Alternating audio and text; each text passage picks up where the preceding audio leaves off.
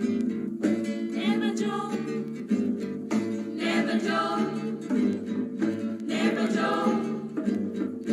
Oh, money, never, money, never, money, money, never, money, money. Now I know what you conniving, money, money, never, money, never, money, money, never, money, money. You can keep your conniving money when you've been a corrupt bum. In a bill, tell me money.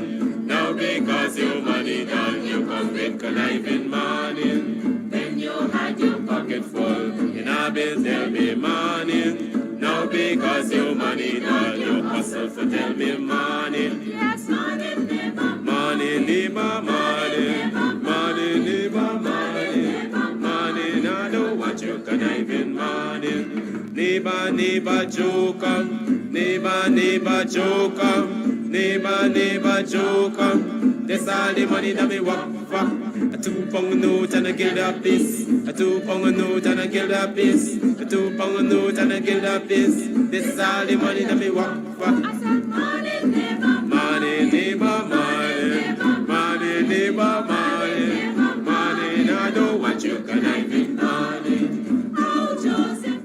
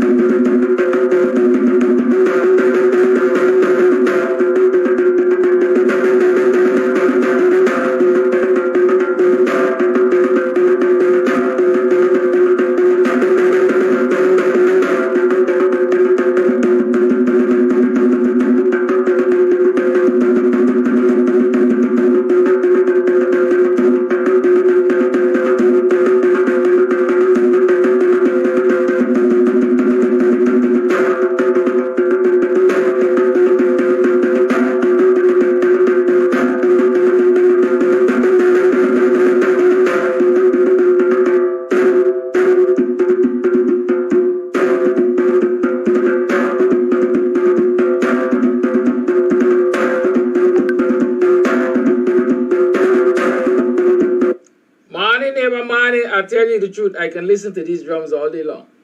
Right now, I'm just in the mood for some drums to soothe the soul.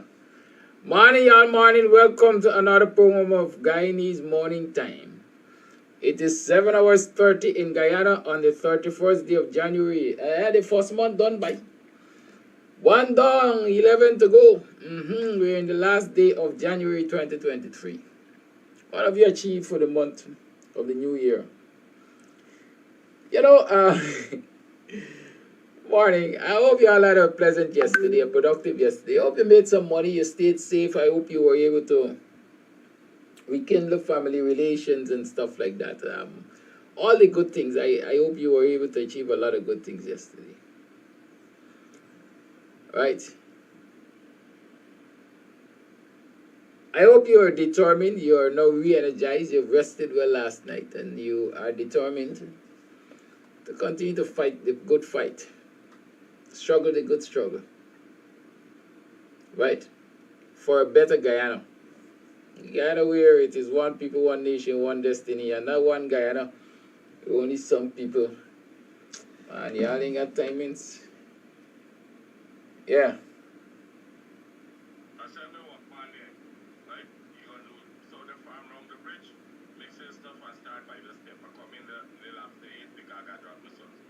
Good.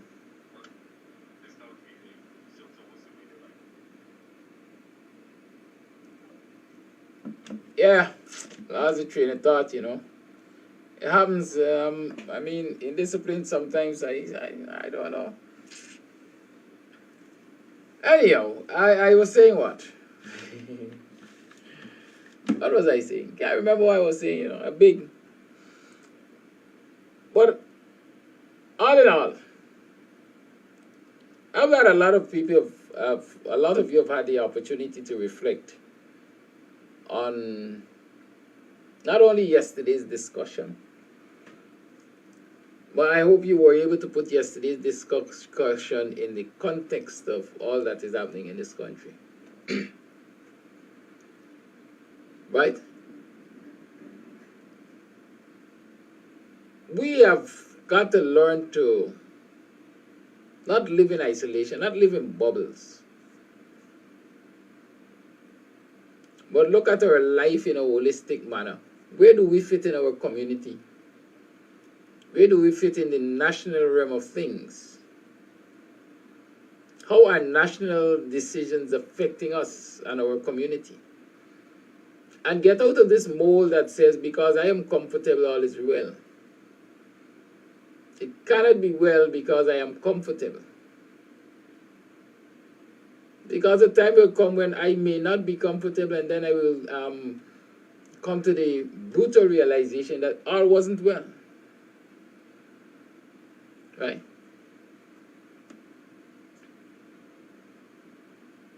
So we need that oneness, that togetherness, not one Guyana, where one set of people are getting ahead because of the connections to power. If I do that, I will be harming myself. Some days I really, and I'm serious, some has been cracking. And so if I strain it too much, it's going to get worse, and then I will be not able to host the program one of these good mornings. Good? So I hope you can accommodate my low voice, my low tone, my I ain't got time to try this new microphone. I'm going to try and set it up later. It will get closer to my lips, so you might hear me clearer. Again, that maybe I'm not too focused this morning. I'm so caught up in all kinds of things. Right? One set of people connected to power get ahead. The other has a disconnect from power. Not because of their doing, you know, but because of the failure of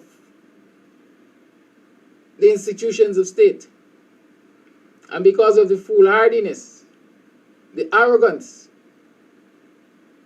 of the administrative arm of the state, the politicians, the government, right? That is why there is a disconnect for some people. A situation, see what I'm talking about? A situation where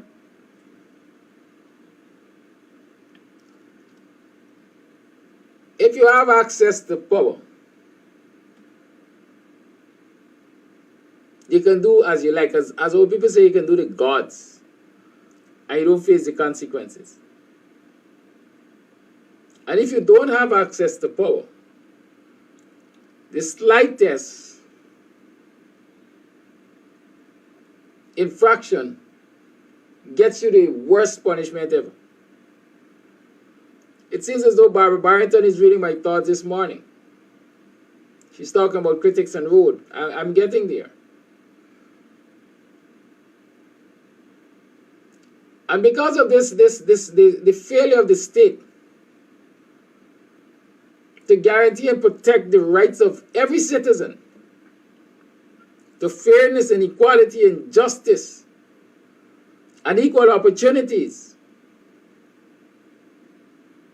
you have developing in this society, or should I say, developed in this society, what I call axes. AXES, axes. You have axis, singular, axes, plural. Axes of evil in the society. A set of people grouped up to be the devil's workers, I can call them, man. To do no ends of bad in the society to the fellow citizens. And they are doing it and getting away with murder.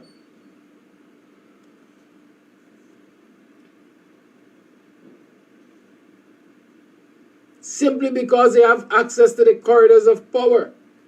And the people who they are doing these evil things against, the people who they are perpetrating all these wrongs against, all of these wrongs against, are the people who, it would appear, have no access to power. The poor and the oppressed and the downtrodden, the everyday man.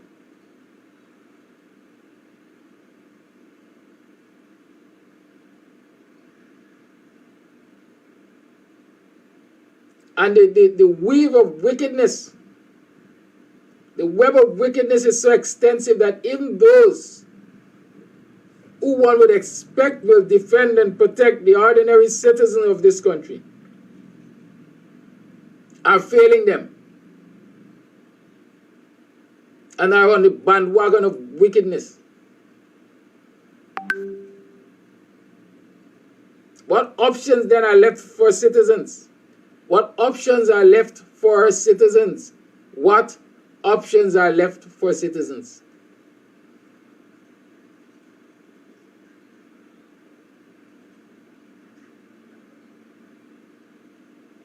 I saw yesterday the police had some operation Sunday night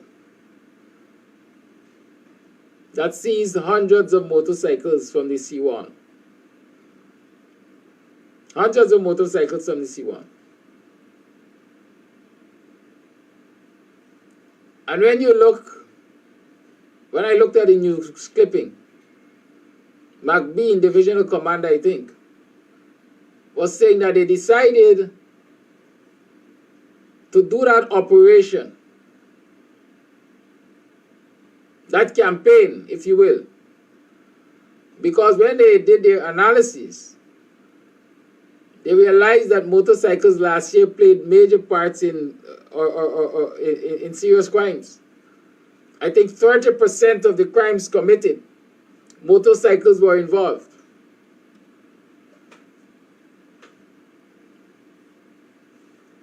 That's commendable. That's commendable. They use data to decide where to target. Tell us what else the data revealed to you. Tell us what else the data revealed. Tell us how many well-connected big businessmen and women, names and organizations, vehicles in some instances, were connected to crimes last year. And show us the launch of a similar activity to go after these people.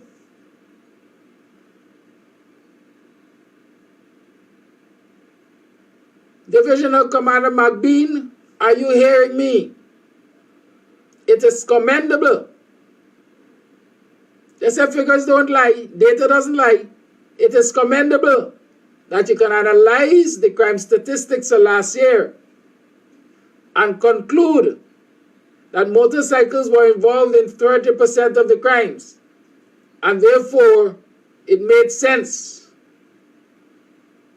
It made sense. It makes a lot of sense to go after motorcyclists. In other words, profile them, go after them.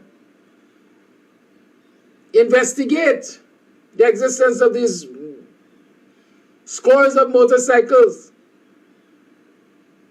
And so you can weed out the bad from the good. That's a good thing. It helps in crime solving. But what does the rest of the data say? That's only 30%. What about the other 70%? What are the indicators? What percentage of the crimes committed last year had connections to big businessmen and women who have connections to the government and state? What percentage? We would like to know that. And we would like to know what actions, what campaigns, what plans you have for going after these people. It can't be the small man alone you're going after. I'm repeating it, lest people believe that I have a problem with this approach to crime solving. It is commendable that you use the data to target motorcycle owners. But I'm also saying, show us that you're approaching crime solving with an even hand. Show us what the data says about those with connections to power and show us that you're willing to go after them. Or in Boston murder, it is alleged that businessmen were involved. Quindon Bacchus's murder, it is alleged that a woman business person with operations in the interior and connections to the PPP and big business on Regent Street was involved. She was a, what do you call that? The contractor. She hired the killers from the Guyana police force.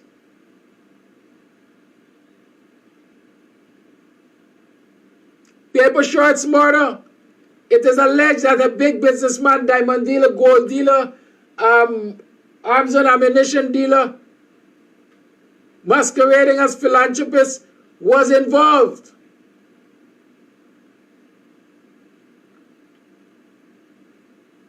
We saw just recently that video circulating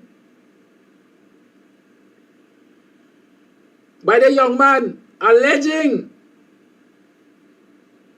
that the owner and son and security officers of Guy America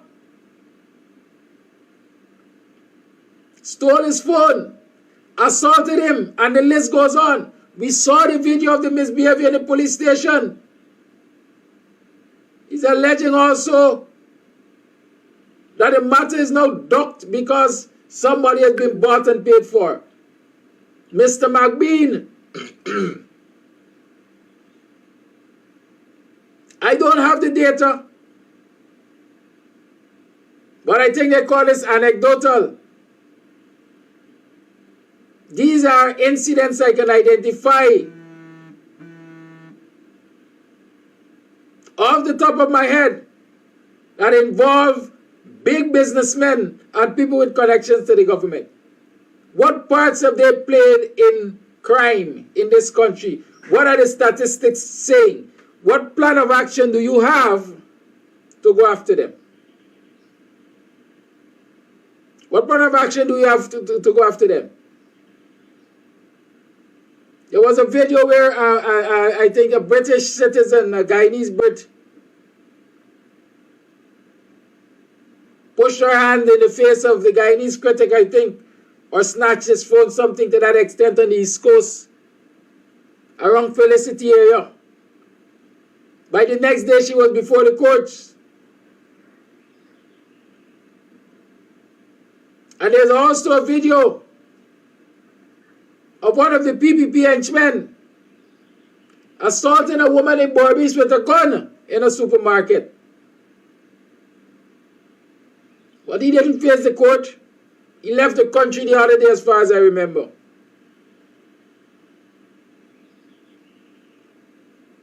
All of these things serve as evidence that once you're connected to the corridors of power in this country, you can do as you like. You can have it your way. In the instance of critics, you can get justice in 24 hours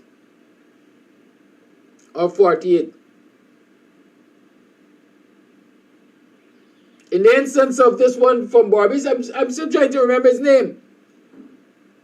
He can be allowed to leave the country without even making an appearance at the police station, much less be charged. Axes of evil. That list goes on. Guyanese cannot feel safe. Ordinary citizens cannot feel safe in a society where connections run things.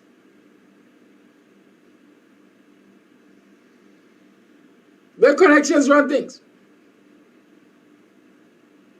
You can't feel safe.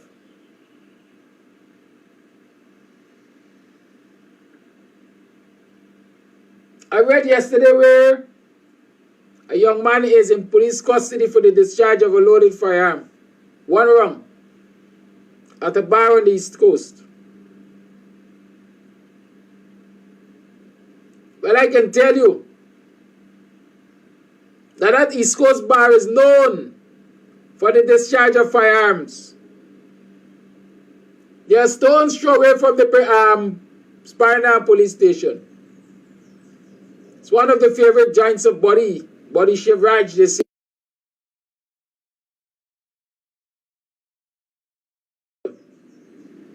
The left shoulder of the road, they encumber the road. They don't hear these things.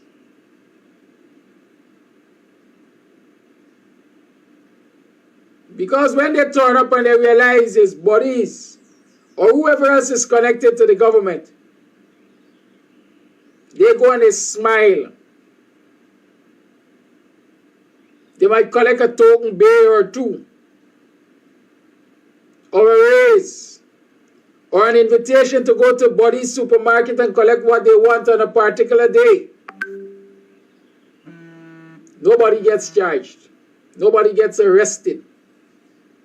Again, I am saying it is commendable that the police can arrest an individual who discharges indiscriminately a firearm. But what good for Paul must good for all.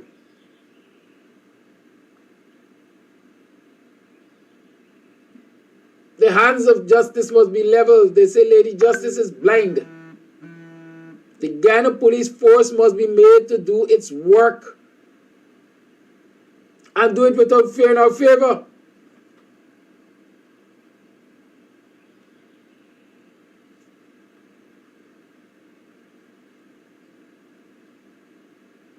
I'm not sure what you're saying, Novella. My comments are being duplicated. Is it my comments as in my verbal presentation, you're hearing it twice? Or are you talking about live comments that people are typing? I'm not sure. But I'll turn off one microphone and see if that changes anything. Right? It's commendable for the police to go after elements of crime, perpetrators. But it cannot only be,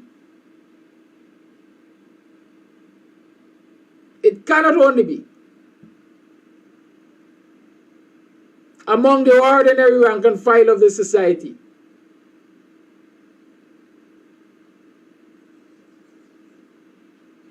As the woman told the police, allegedly, according to a news report, the cocaine there, the ganja, I selling it for my maturing them.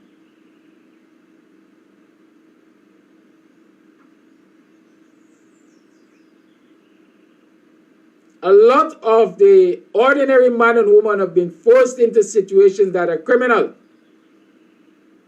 out of the need to survive. Out of the need to survive.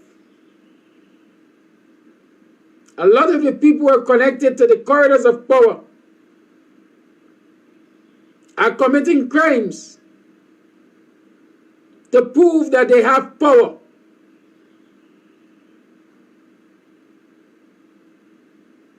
And it's daytime now. And they could do what they want, how they want, when they want.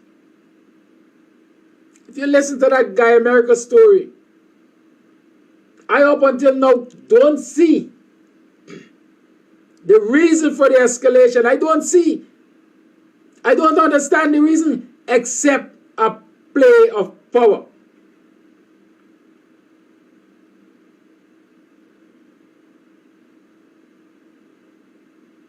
Was there a tiff between the owner of Guy America and the owner of Foresters that had to be played out on the public road? That had to involve the employee of Forester? It's a power play. What do I want to prove? I got more money and connections than you, and I can do as I like.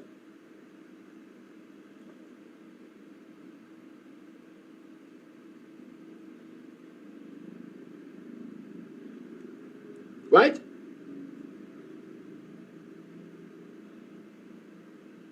We have to address the issues of these axes of evil in this society.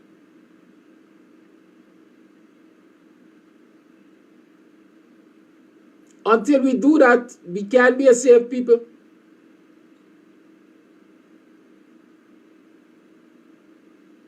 A lot of people, and you know, I like to go to history because a lot of people turn a blind eye to the immediate past and then they find themselves in the similar situation in the current. The PPP of all are the Roger Cans, and the Kezarkis, and the Axel Williams. They're all younger people connected to the axis of evil. A whole set of people were doing harm to the ordinary man or woman in the society because they had connections to the corridors of power in the PPP of old. Axel Williams basically what? Kill a youth man for $15 or $20 over a Puri argument and got his firearm upgraded. You remember that?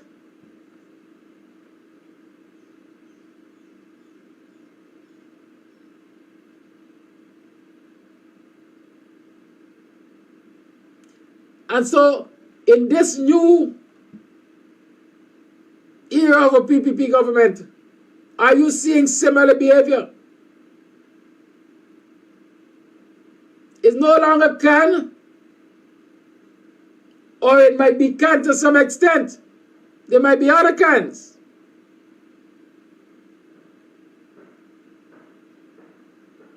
Like the torture soldier. We understand they got in line to take over the army. That's another can. But the name Mohammed is featuring a lot now.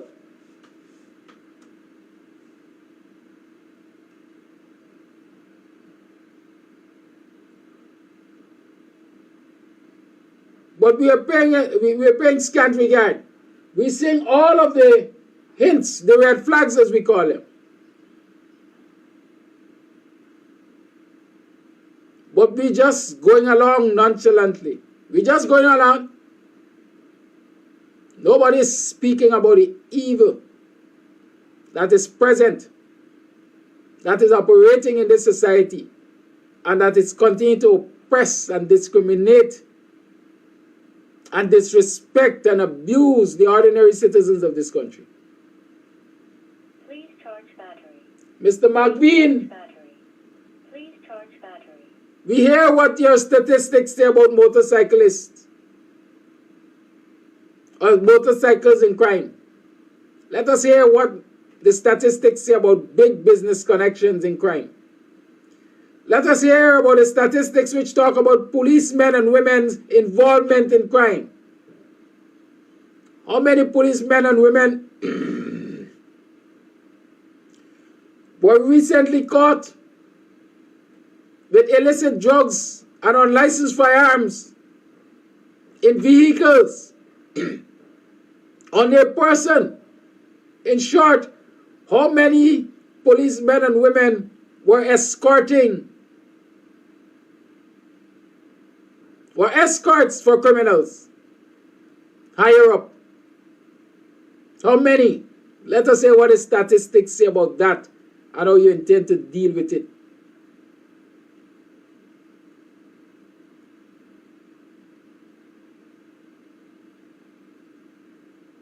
We have to destroy the axes of evil in this society. That's what we have to do. A lot of people are predicting that we will collapse. I think we've already collapsed. A lot of people are predicting that the bubble going to burst. I am saying that there are people who are in positions of authority. If they do their jobs, we could prevent the bubble bursting.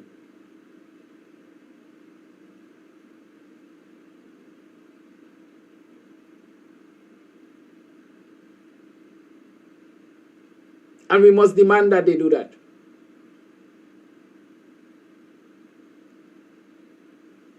There's some people who believe that they are untouchable in this society. And they behave in this way simply because they have connections to power.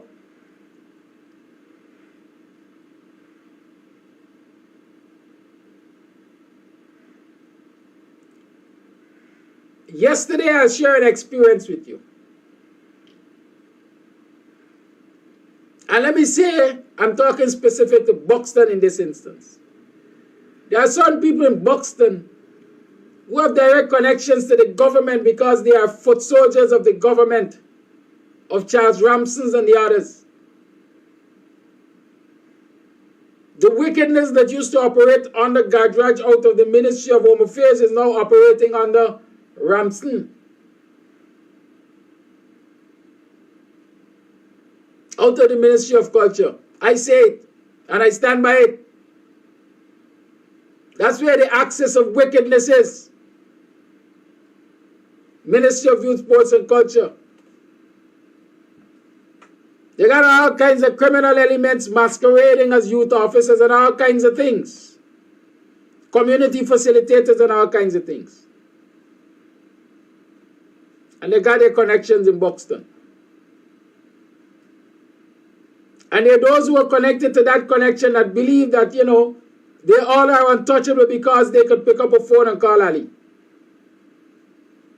Or they could pick up a phone and call Nandlal. Or Nandlal picks up a phone and calls them.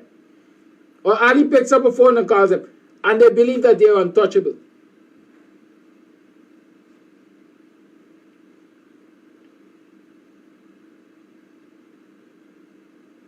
Yesterday I'm driving through the Buxton community.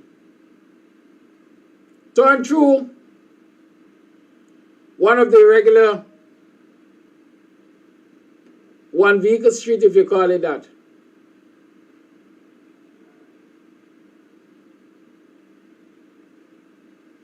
I saw a car parked in the middle of the street. Not pulled into the parapet to leave space for somebody else to pass should it become necessary. But parked in the middle of the street. I stopped at a safe distance and I was tooting my horn for the vehicle to move. I realized that it would appear as though nobody is in the vehicle. So I waited a few minutes and I tooted again. I heard in one of the homes in the street, in a backyard, middle of the yard, whatever you call it, somebody echoing the toot of the horn.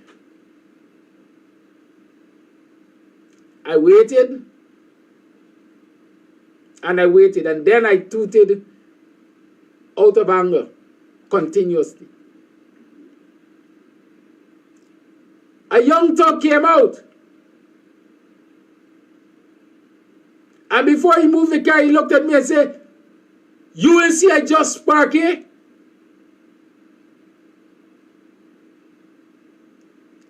You will see I just park here. So I, my usual self, say, "You know you have to go in the car now? You know you have to go in the car now?" Why am I saying that to you?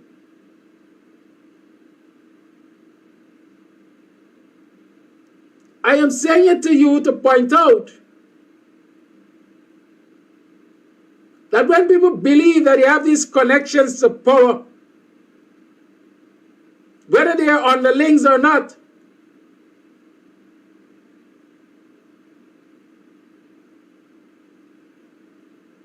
they behave indiscriminately. They create chaos in your communities.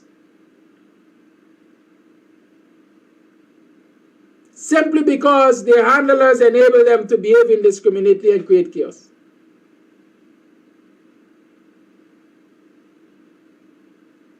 And because people know their connections, they expect people to be afraid of them.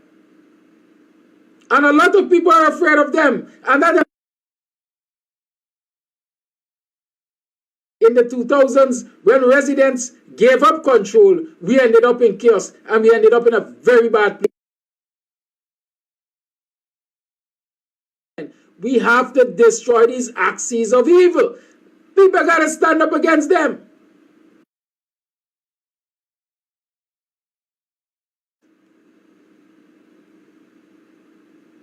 Another one connected to this wickedness.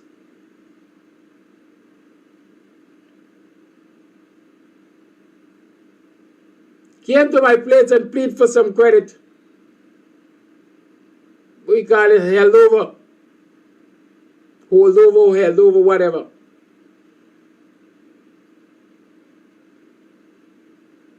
Wanted some beverages to go and catch his hand. I being who I am said, give it to him. He's a young man. I'd rather he do a honest hustle than get a thieving name that they give him. To date, he has not paid his debt. A report was made to the police, and I'm showing you how these people facilitate. This is not about me, but I can speak. I like to teach on my own experiences. I went to the police. I made a report. The man was arrested and brought to the station. The station sergeant said, "Mr. Amsterdam, give you a chance." He said he will pay. Give him a chance. He is going to pay. He's going to pay X amount now, and he will pay the rest in about 2 weeks.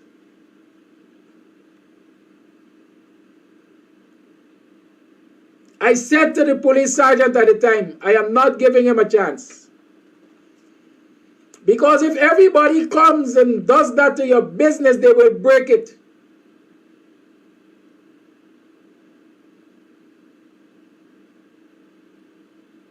The sergeant pleaded. He said, "I am begging you, give him a chance. I will ensure he pays you." It's now January 2023. I have not been paid what is owed to me. I have not even been able to reclaim my cases with empty bottles.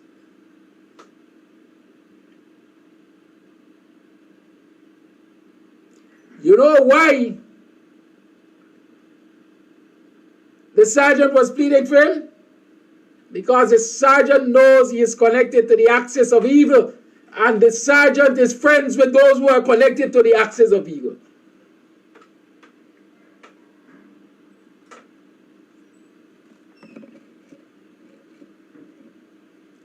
And so when you get police connections with wicked and lawlessness, you're going to get wicked and lawlessness in your communities. And people must speak out against them.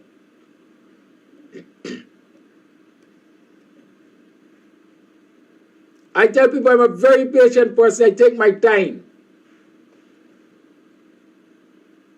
I take my time. So as I sit here today, and as I'm saying, Mr. McBean, I like what your statistics are saying. I am saying again, those statistics must be used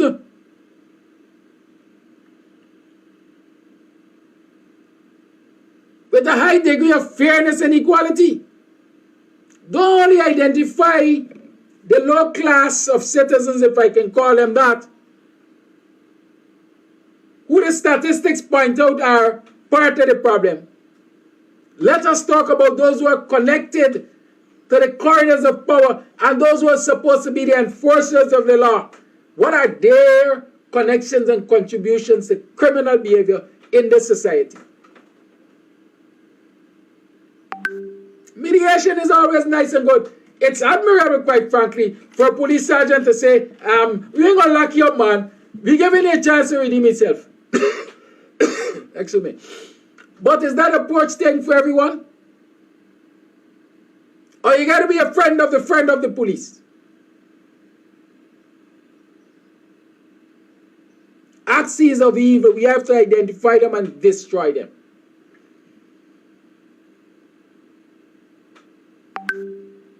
And that is when we will be able to exist in peace in our communities in this country.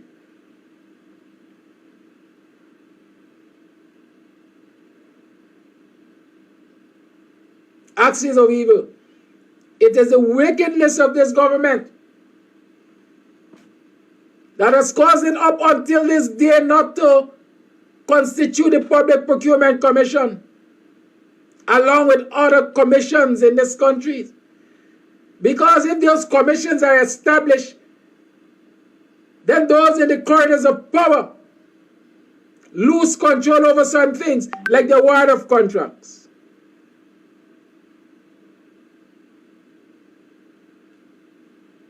Like the award of contracts. And so you have a wickedness that is happening in this country that unless you're connected to the corridors of power, you can't get a contract. At least not a contract for the hundreds of millions and billions that are being given out.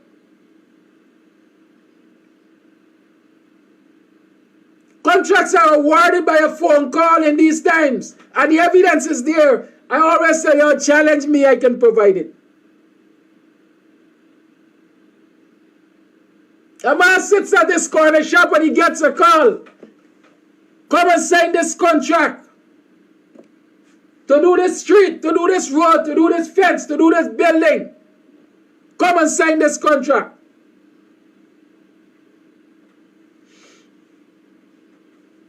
That is how contracts are being awarded. But all people say, what? How much darkness got to come to light? Do you realize the Guyanese critic, Michael Rodriguez, is a contractor? Well, I realized it. I don't know if you all realized it. But a few weeks ago or a few mornings ago, let me say, I saw somebody send me a video with a live of him talking about somebody stealing his roller. His roller was connected or is connected to a road construction somewhere up the East Bank, I think, under the name of Tepui. Excuse me, that's the name of the company. Tepui, T-P-U-I or something to that extent. Tepu or Tepi, whatever. And it is because somebody removed this roller, I came to realize that Guyanese critic had contract to build road. So y'all tell yourself the man just running around and being nasty for the government and so on. The man is being rewarded under the table, over the table, at the side of the table. He's getting rewarded with contracts.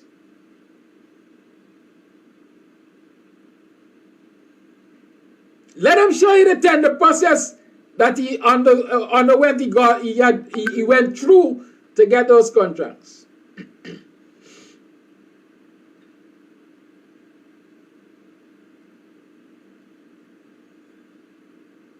I said previously, and I'm saying it publicly again, y'all investigate and see if he has a radio and television broadcast license by now.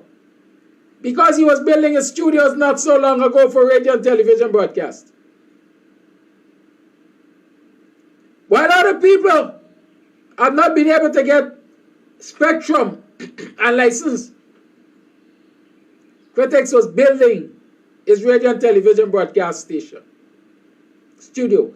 Y'all find out if he now has spectrum and license. Once you're connected to the corridors of power, you get what you want when you want, and you get to do what you want, how you want.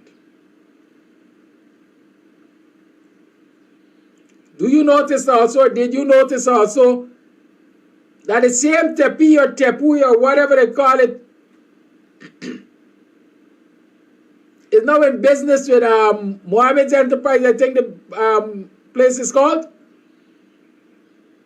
to manufacture what? Concrete lantern posts, as we call them, concrete pilings. Excuse me, I need to get some water, but honestly, to get up, just disrupt my train of thoughts. But I have to do that. Do you recognize that?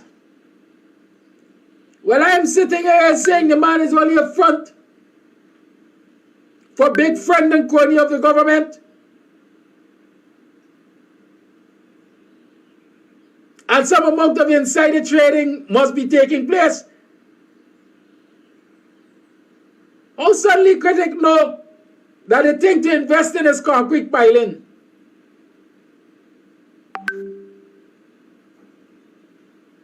And concrete lantern posts or light poles, whatever we want to call them. How critic knows or suddenly understands that that is one of the things to invest in right now?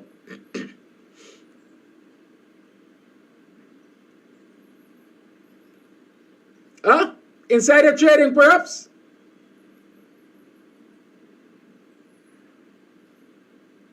Or you can just sit and see where the country is going and say, yeah, I have insight, I have vision, let's do this. I'm sure it's not incidental or coincidental that that partnership was formed. Those who know critics, they got nothing. But the wild air ahead. Airhead.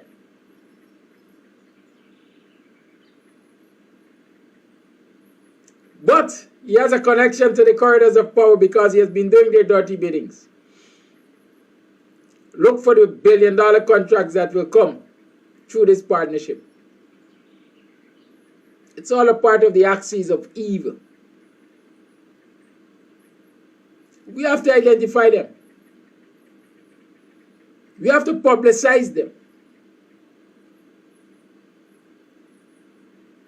And we also have to decide how we're going to put an end to the wicked and nastiness of this wicked and corrupt, divisive and apartheid and criminal government called the PPP.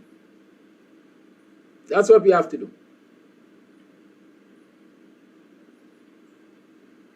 60 minutes past the 8 o'clock hour. The lines are open. Let's talk the thing.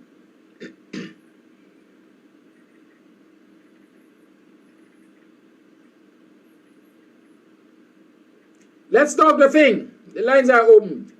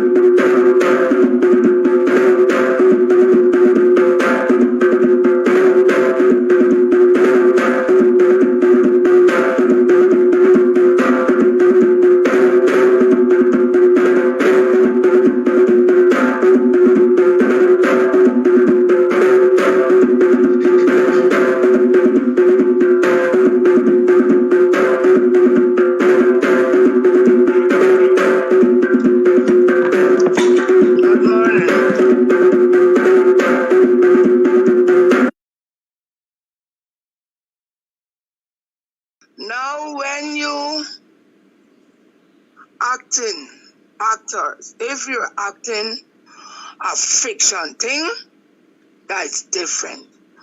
But if you're acting something like this thing that she's highlighted about the Panther, the Black Panther, you had to go into this the history, and you had to learn. Sometimes you get fat, you get fined.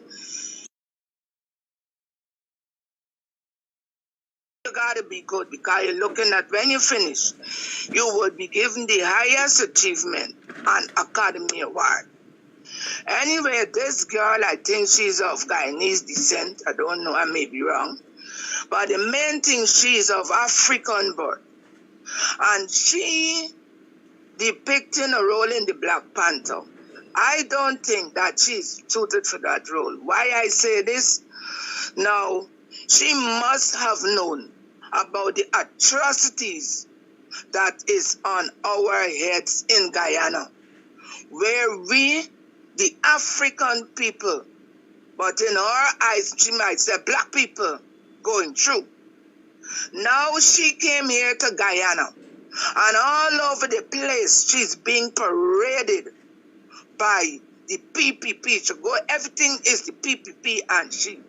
Now I wonder if she has taken that opportunity, being paraded as a PPP puppet, to talk to the PPP and say, look, I'm of African birth, I'm of black, and I would like you parade me around the place.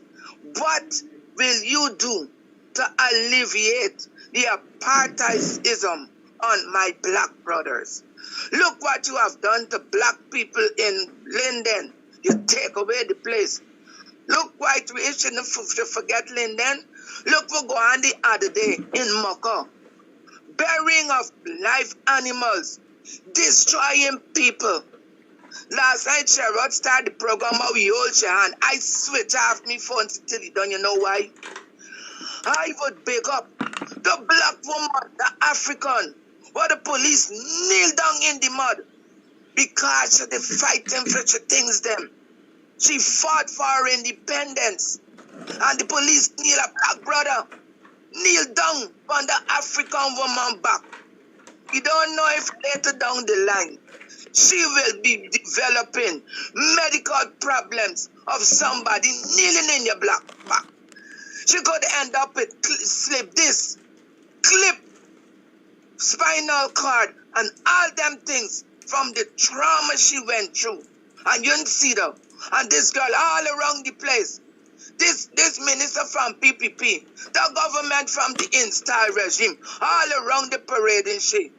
Now when they parade her like that, they're sending a signal to us that we take your best.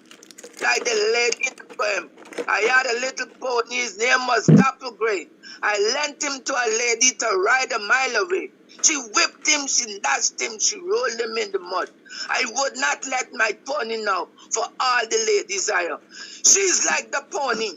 She come here. I see she meet up. One little thing, they show she with the opposition leader. So when they take people like them, and before they come, you ain't rude, but no, I come here, I hear me black brothers, let I highlight them, let I pick them up, let it see that they got hope. But no, she has destroyed. I don't look at nothing about her. Now the next thing, in my village, they are taking people to Daki. You know when rain fall, you just dig up little mud and make a mud path for don't walk in the mud. These people never ever build up. And these people are giving road contracts. So you understand, under the house slave. Now remember I told you about the community center. They decided, they came, they had a big standoff. The minister took scissors and cut off, shears cut off, lock and all kind of thing. And they proceeded to invade the break and enter the premises of the community center. Now when they done, they give people who can't even nail a nail straight to say they're repairing this community center. Anyway, we the management, were being locked out of the center. When they lock us out now, they do, I don't know what they do, some nicks knock work. Anyway, they decided that they got to build a bridge. Well, that is good because they had a wooden bridge and it right now after the years. Well, let me tell you, Kedaki, for months now, they dislocate the bridge from the community center. They have a little wooden plank. They put down a set of sand from the seawall to the community center. There is a T junction. North from the seawall, south from in the village, and west from another street. And the community center is the T. So now, you don't really have access now to go into the center. So all the activities that would go on in the center, you see what's going on. So they form a way to keep the villagers out of the community center. So that is what is going on. And all around the place, they got these things. And when it comes to the criminals, they say, set a thief to catch a thief. So if you cannot be a criminal, you can't catch a thief. So, and lots of criminals were in the police force, and now you're getting more criminals because that is the way of the country. So that is my take. I thought this girl coming. I could remember when Chris Gale was here that year and said, oh, we're going for a rally. Being a foreigner, he must say, you know what? I take this opportunity for go on the rally. And when Chris Gale went on that rally to Linden, he didn't go campaigning for Granger. And in Barrett make a whole issue. Even unto that thing his fellow cricketer, locally one, caused a big upheaval with Chris Gale.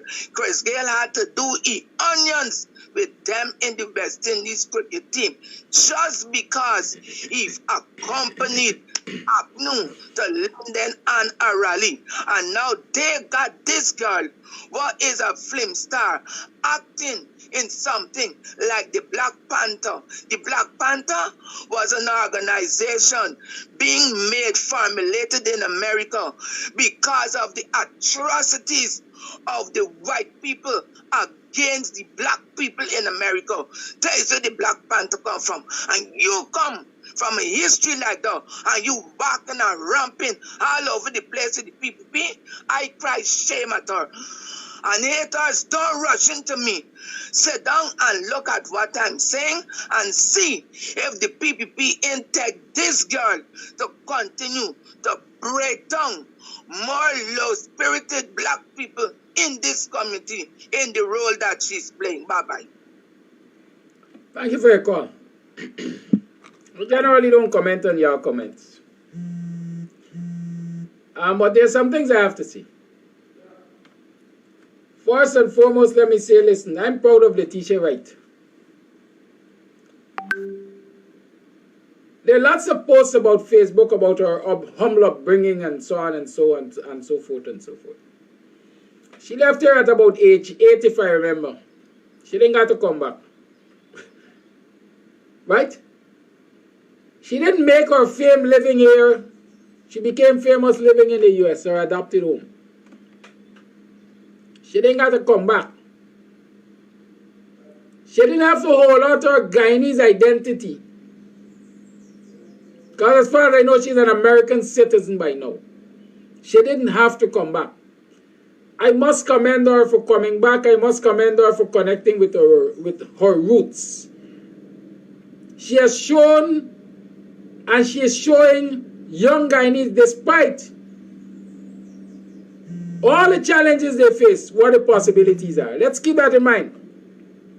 CCH Pongda and all of them, Guyanese, they have shown what the possibilities are. It says to our governments and our people, if only you do good by your citizens with the resources you have, we can have lots and lots of international stars. Let's go past that. She's an inspiration to a lot of us. Thank you for coming, Letitia. Thank you for being a better ambassador than Charandas, Letitia. Than Sarmines, Letitia. Thank you for all of that. Now, are you involved in politics or not? That's a question we always have to ask.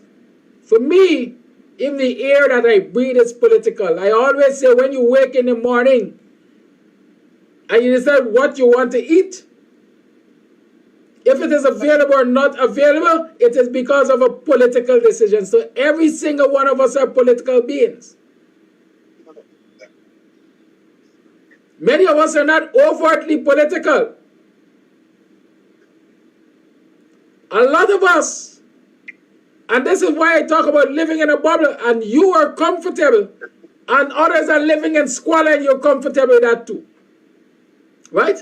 A lot of us are given platforms on which to highlight the plight of the oppressed and the oppressed in our societies. And we cop up, we say, I am not into politics. I'm not here for politics.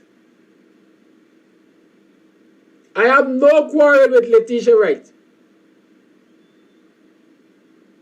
Because number one, my assumption is that she has not been given the political education and exposure and guidance as to how to handle a platform when she has it.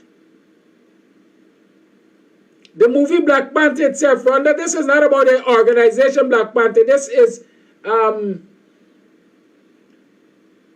was the name of the movie? Black Panther, was that the name? Something Forever, right? This is not about the organization itself, right? This is about a fictitious country, I think. Can't remember that. Anyhow, back to this. When our people are given platforms, we have to learn to use those platforms to highlight the plight of our people. I don't have to be political. For me, a simple statement. I'm happy to be here home in Guyana.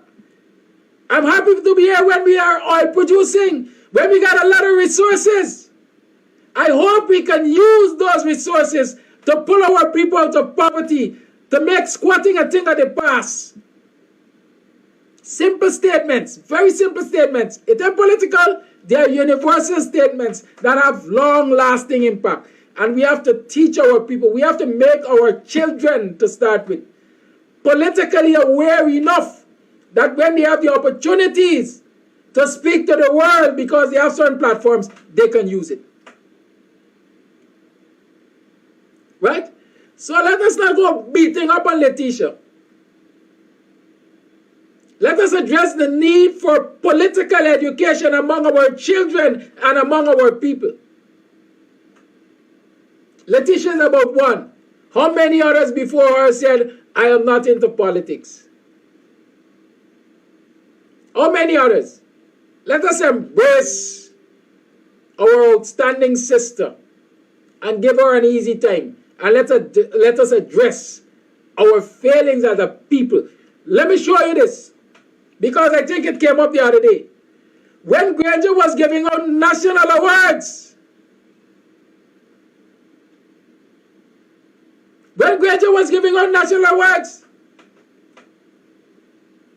an Indian notable in this country was identified for an award, and she said she cannot accept it out of conscience because of what was done to the estate workers. She will not accept it.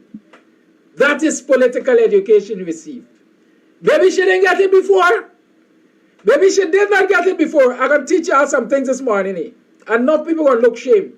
Maybe she didn't get it before, but once she was named for the award, somebody from the Hindu Dharmic Sabha or the PPP or some major Indian organization called her and whispered in her ears. And whispered in her ears. And so she knew what she had to do to make a political statement in support of our people. Knew, our relatives knew, Guyanese who know about this oppression knew.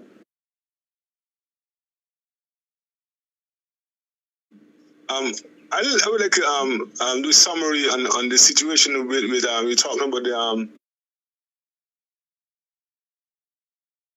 kind of things and harass and so on. And this is something that happens even by other black police officers who will look at black people and stop them. And as we see the other day, what happened in January 7th when the young man was brutally murdered in front of everybody, so many other police officers and so on. So with that, the similarity is that in Guyana, it's not by coincidence that you find these things are happening to black people, right? It's a culture, right? So you find many of these people that we call soup drinkers and so on. They're not only being paid to do these things, to perform the PVP's deeds or whatever they want to do, but also they're doing it because they find it easy to do, right? They look at it as nothing because it's a norm, right? They think to themselves, you know what, we could go and break up this black neighborhood, we could go arrest this person, should do whatever we want to do because this is a normal thing that happens, that we get away with this here. Because so it's not a coincidence that these things are happening. It's normal. It's something normal, right? It's a culture that we have. You could do anything to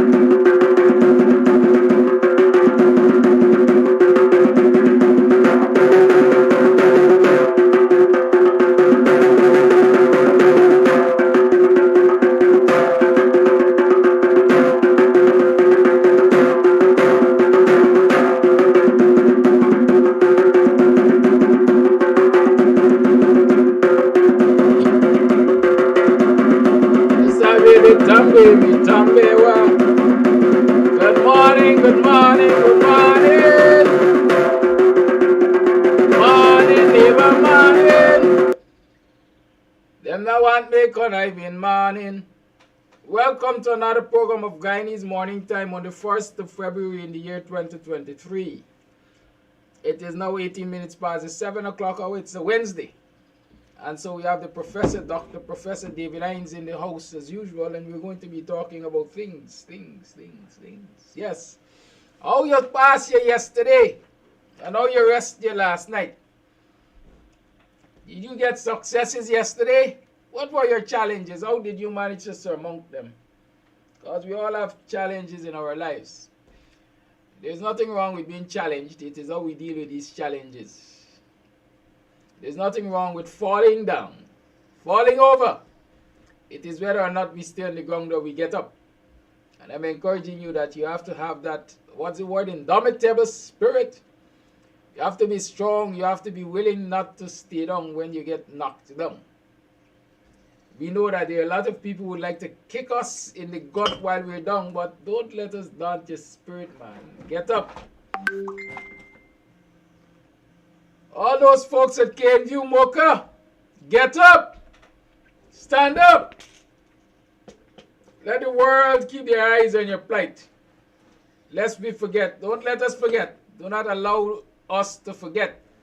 I understand Kwame McCoy. Well, I understand, yes, because a caller said it yesterday. Kwame McCoy challenged the parliamentarians to take him to View and show him where animals were buried alive so that they could exhume him. Some of these people want their minds exhumed. Because their mind done dead already. Right? Nobody has to take Kwame McCoy or anybody to Mocha to show them where animals were being buried alive. Let us go and look for Facebook footage. right?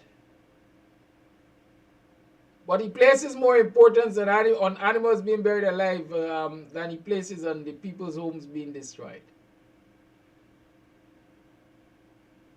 That's the kind of people we have representing the nation in parliament. I understand Polori Joe. No, you thought said that they had to repair the image of Guyana on the international scene. Yes. I agree the PPP has a lot of work to do to repair the image.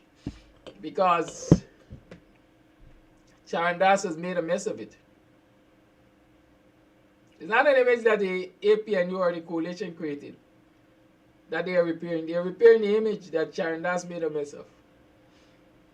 So when you hear utterances of those nature, just don't fret over them. Stop back, sit back, analyze them, and come to your own conclusions. Right? Welcome to the program. I'm not going to be too long in my preambles, but I want to welcome Dr. Hinds to the program. Welcome, Doc. How are you doing? Morning. How have you been? It's a week. I can't tell you last attack, you know. Working every day. You know, no? Working for the Yankee dollar. working, doing my God's work and Guyanese work and earning a living. Very well. We gotta mix it up. It's a good thing you're not in a bubble and you tell yourself, well, I'm comfortable, let them deal with the stupidness. This morning I want us to talk about a number of things. A number of things I want us to talk about. I want us to talk about the APADJI court matter and the pronouncement of the Chief Justice on the mere fact that the matter had to go before the court. She describes it as a national disgrace. I want us to talk about that. And since there's this waging debate in the press and on social media and so on about the visit of Letitia Wright, the Black Panther star, Guyanese, young lady, about whether or not the PPP is using her for their own campaign. I want you to give us a little lesson, because I am sure you have more of that knowledge about the roles, international stardom, the likes of Danny Glover and so on, and those you will know, played in the fight against apartheid. The contributions of stars and acclaimed African men and women around the world to bring down the walls of apartheid in South Africa. So let's start there. Can you share with us the importance of these black stars in want to know in fighting racism and ethnic oppression? Well, Dr. Walter Rodney in his book, Grounded with My Brothers, said that the black scholar, the black academic, has every right to immerse himself and herself in the black struggle. And although he just was dealing with academics and scholars, it can extend to artists who fall in the same category. And their role in the struggle for freedom on the part of black people should be inevitable. And even before Rodney uttered that, artists have played tremendous roles. Artists, sports people, tremendous role in the liberation struggle of black people all over the world. Because often these artists have the attention of the popular masses, and they're able to connect with people in ways that politicians are not able to connect. One only have to look at the role of Miriam Makeba in helping to bring down apartheid, a South African singer. I'm not even getting yet to those in the United States. Miriam Makeba and her role. Look at our own Bob Marley. and his role in bringing a sort of black consciousness to West Indians and other black people across the world. Look at the role of Muhammad Ali in the United States of America in helping to break down the walls of segregation and racism there. So artists and sports people, popular culture have always played an important role in fighting against oppression. Some of the artists have crossed over into actual political activism, but some of them have let their art play the role for them. One go back as far as the turn of the 20th century. And one can look at the role of boxers. You come close to the Black Power movement and the Fist of Freedom. Tommy Smith and others raising their fist in Mexico City during the Olympics really was a turning point in race relations and the Black Power movement.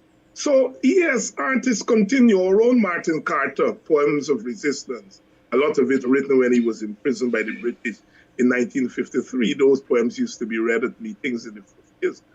I got my start in political activism by reading poems at the street corner.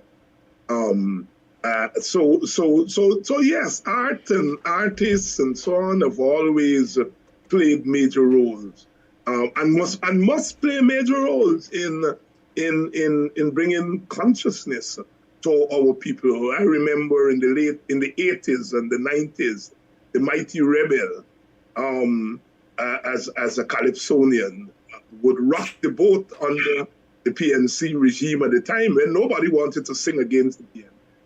And Rebel would do that. He would bring seven all the time. And then when the government changed in 1992, he started to pound the PPP.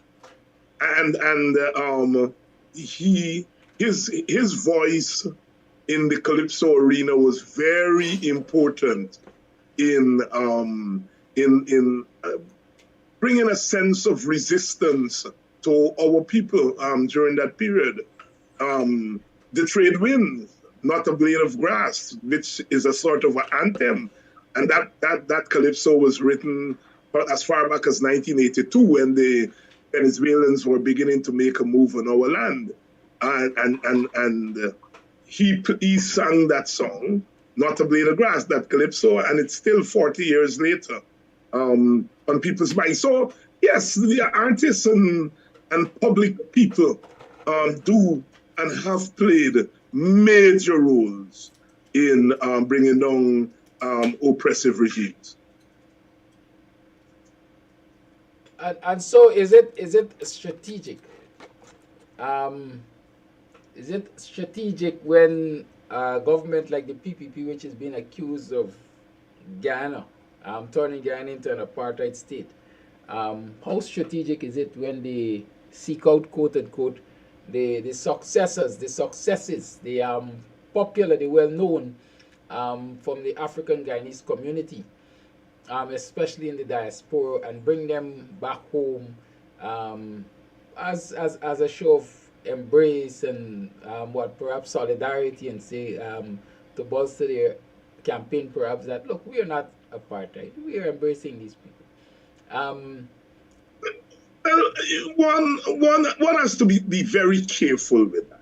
Look, if you have done well, as that young lady has done, I mean, you come back to your country, and as a matter of courtesy, you deal with the government of the day, and I would not impugn or be harsh on the young lady for doing that. It's the government of the day. We remember when Lisa Punch had made it big and she come back. It was during the regime of the coalition government, and you deal with that. Look, they are artists. They are cultural people whose art is directly political. And then there are people whose art is political indirectly.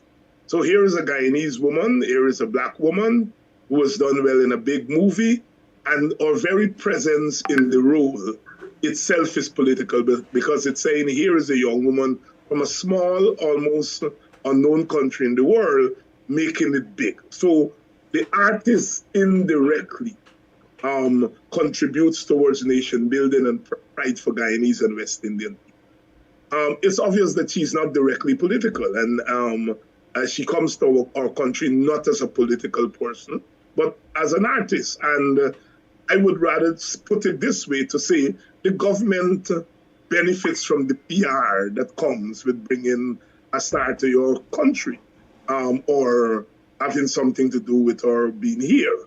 And I don't think we should blame the woman for that, or make, the PPP a big issue here. I mean, they do what governments do when, so I know a lot of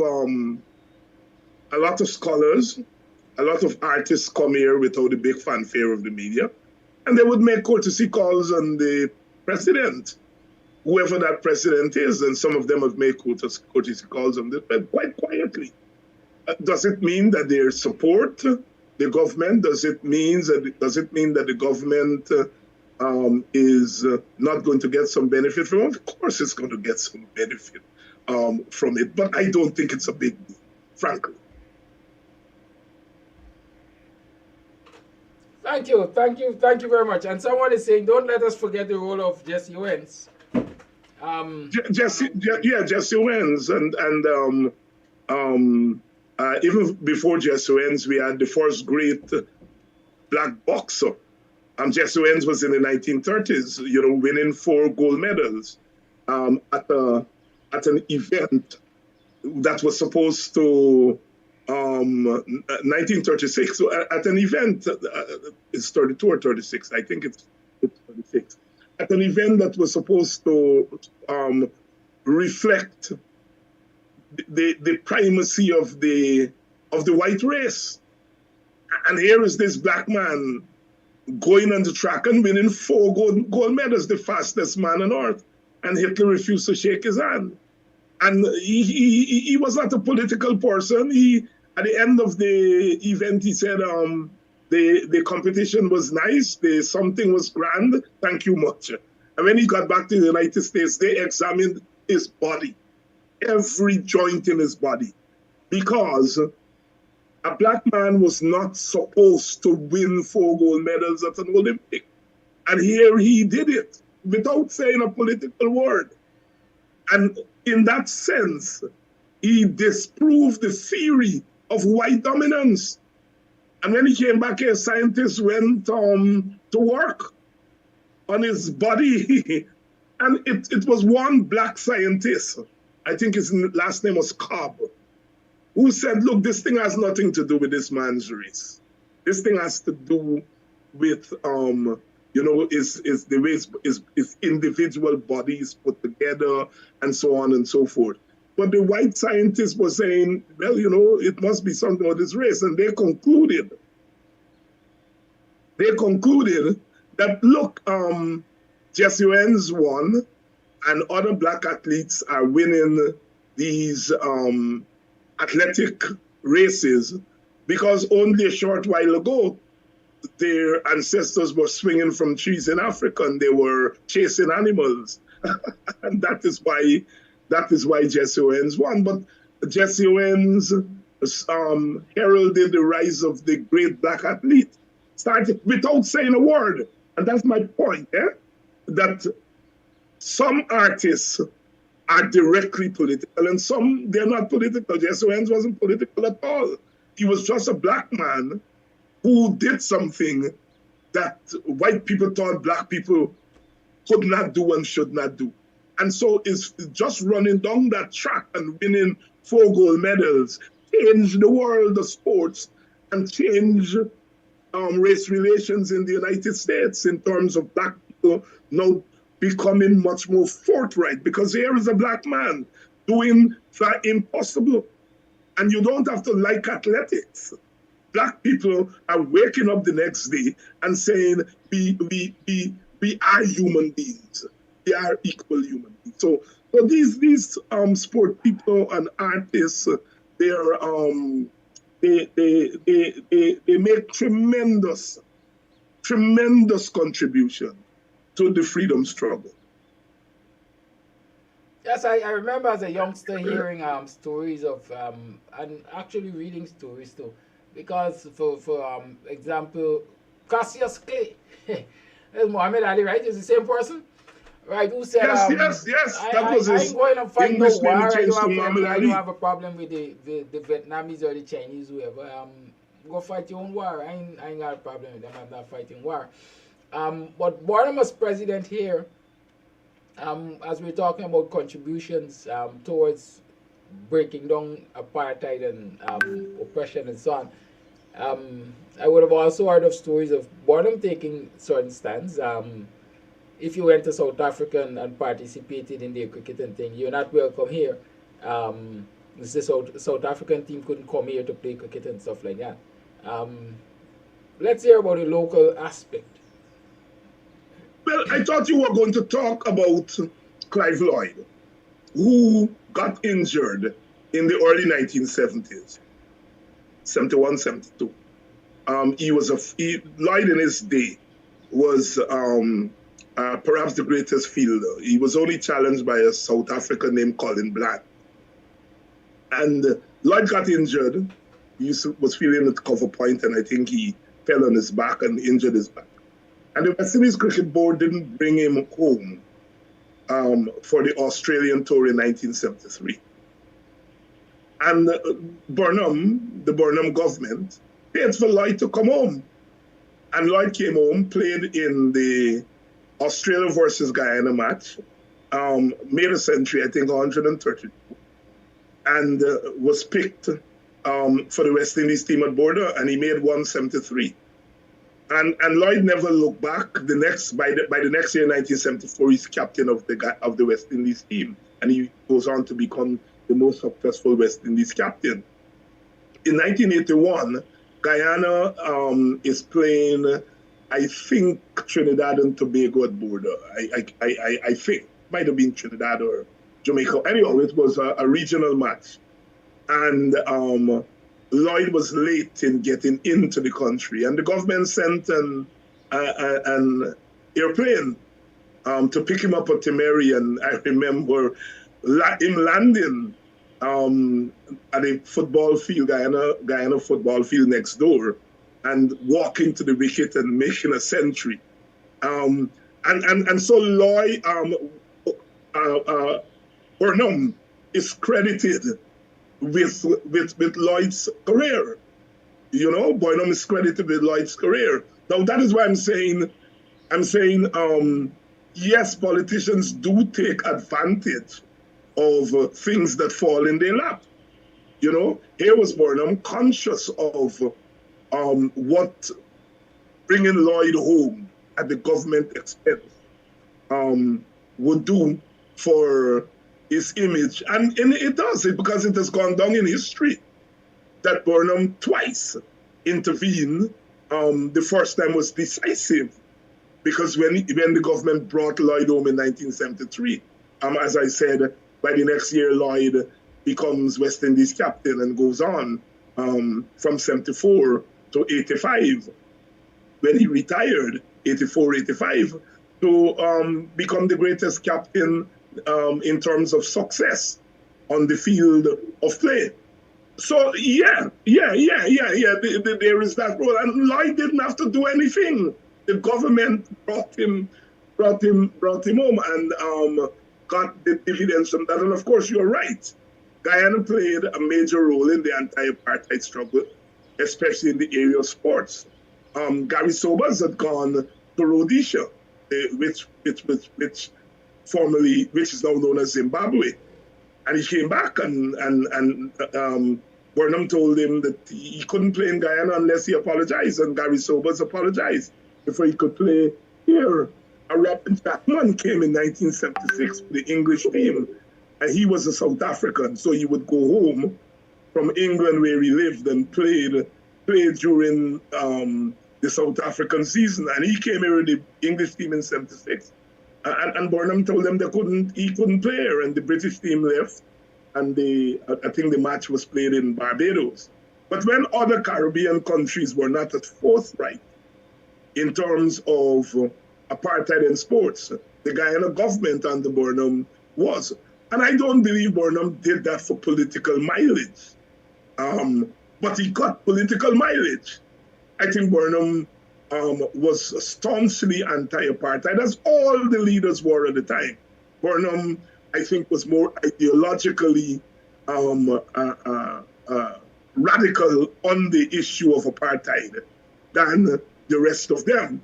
There were ANC leaders who would travel on Guyanese passport. Guyana played a major role at the United Nations in the Group of 77 against apartheid. So here was a leader who was not very popular in terms of his domestic politics, but in terms of his role, his stance on apartheid, he got a lot of accolade. I remember when I came to the United States and went to graduate school, and Howard, I took a class, I think it was Pan-Africanism, and the professor was the late Ron Walters. And we came to do Guyana, and he told the class, Guyana is a dilemma, that Guyana had two great Pan-African leaders at the time, one Forbes Burnham and one AUC Guyana.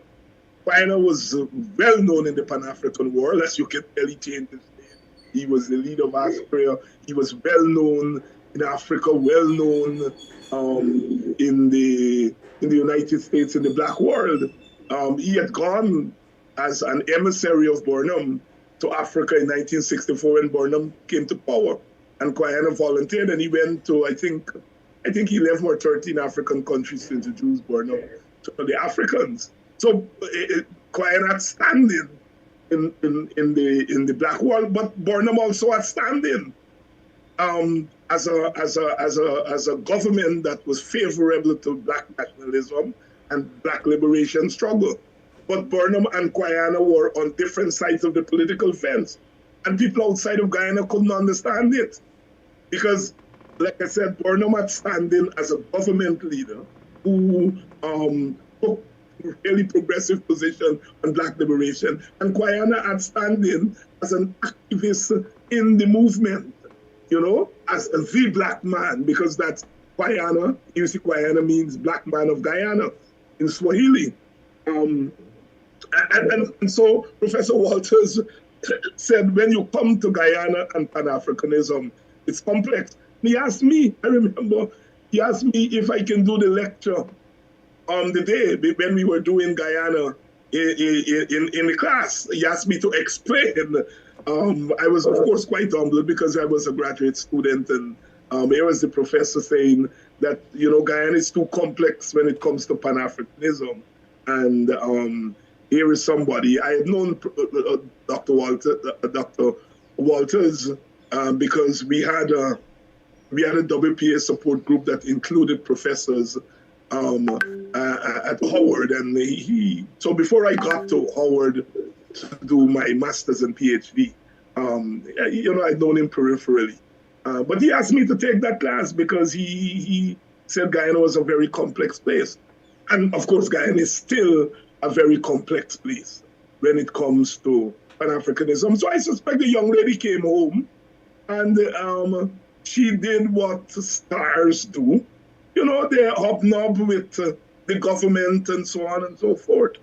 You know, perhaps when the APNU, PNC gets back into power, they would learn a thing or two to try to get our people. I mean, CCH Ponga, another star, came the other day, and there was not a lot of fanfare around her, partly because people don't know her very well.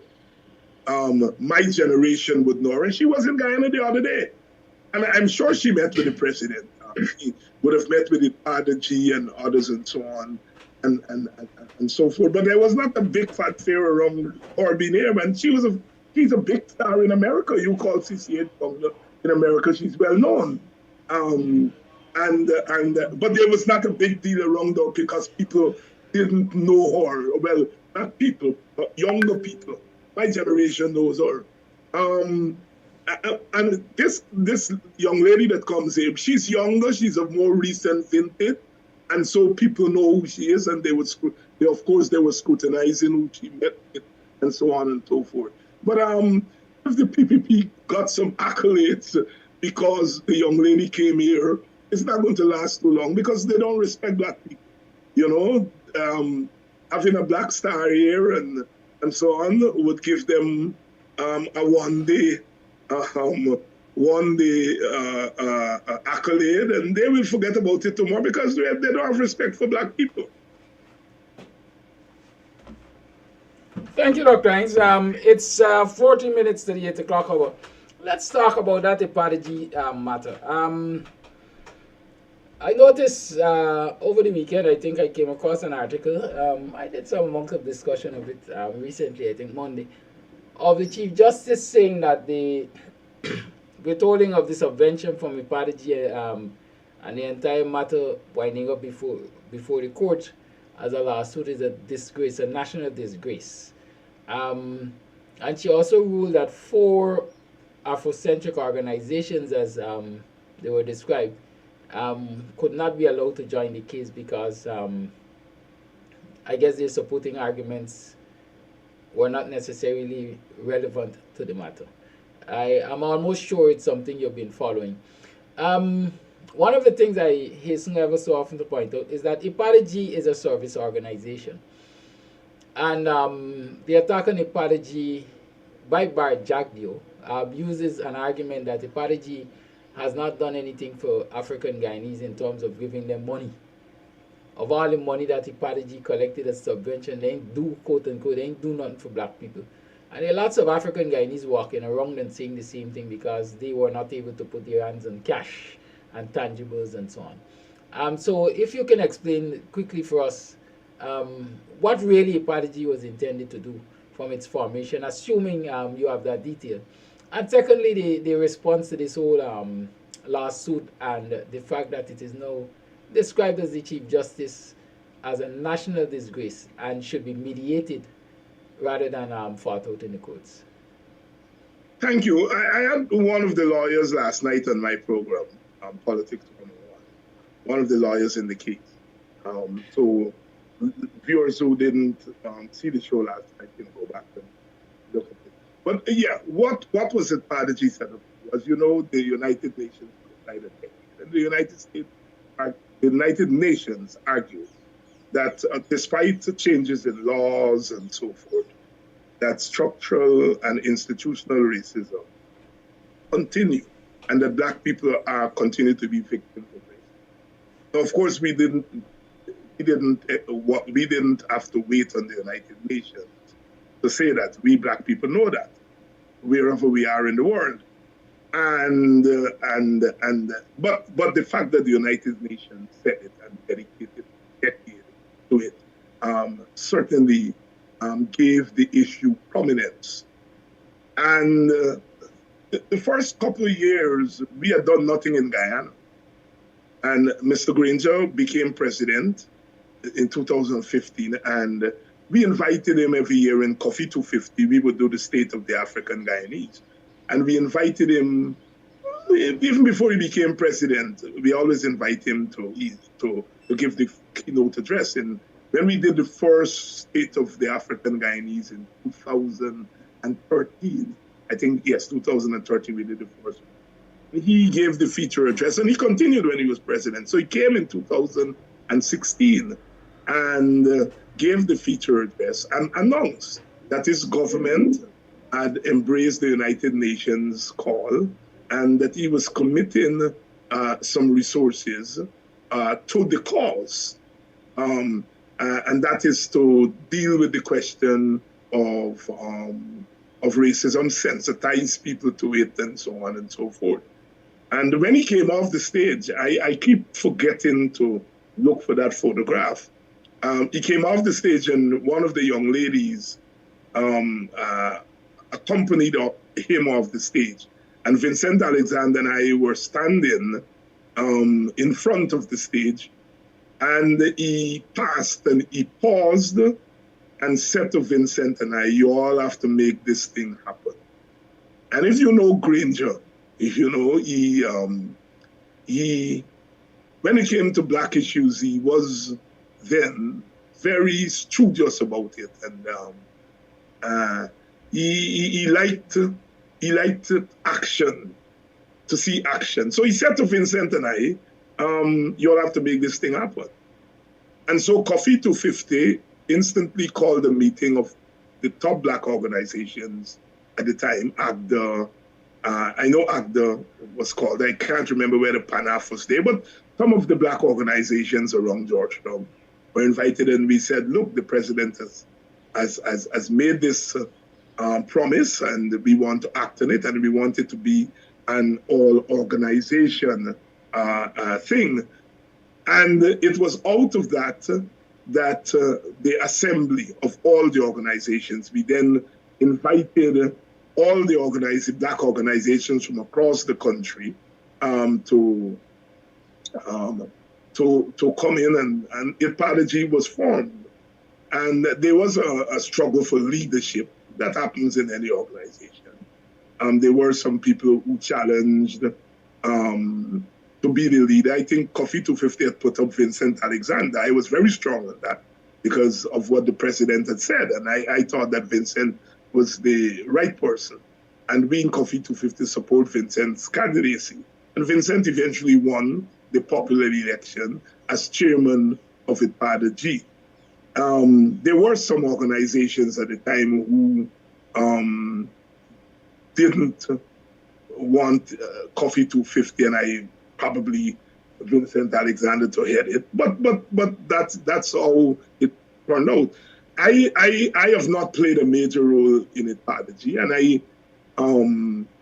I deliberately kept myself out, partly because I wasn't in Guyana all the time, but that's not a big issue. I had a lot on my hands. You know, I do cultural stuff in my village. I'm active in Coffee 250 and so on, and I felt that others should spearhead that, and I stayed out from it. But I remain very close to the organization. I remain very, very close to it. They eventually hired Olive Sampson? Olive Sampson as the CEO. And I had known Ms. Sampson from working with her in Washington, D.C. And then she and I and others became founder members of Coffee 250 in 2013. And she's very competent. She has tremendous administrative skills. She has contacts across the world and so on. And she got the nod to be the CEO. There were some people who were dissatisfied because they had another candidate that they wanted. Nothing is wrong with that.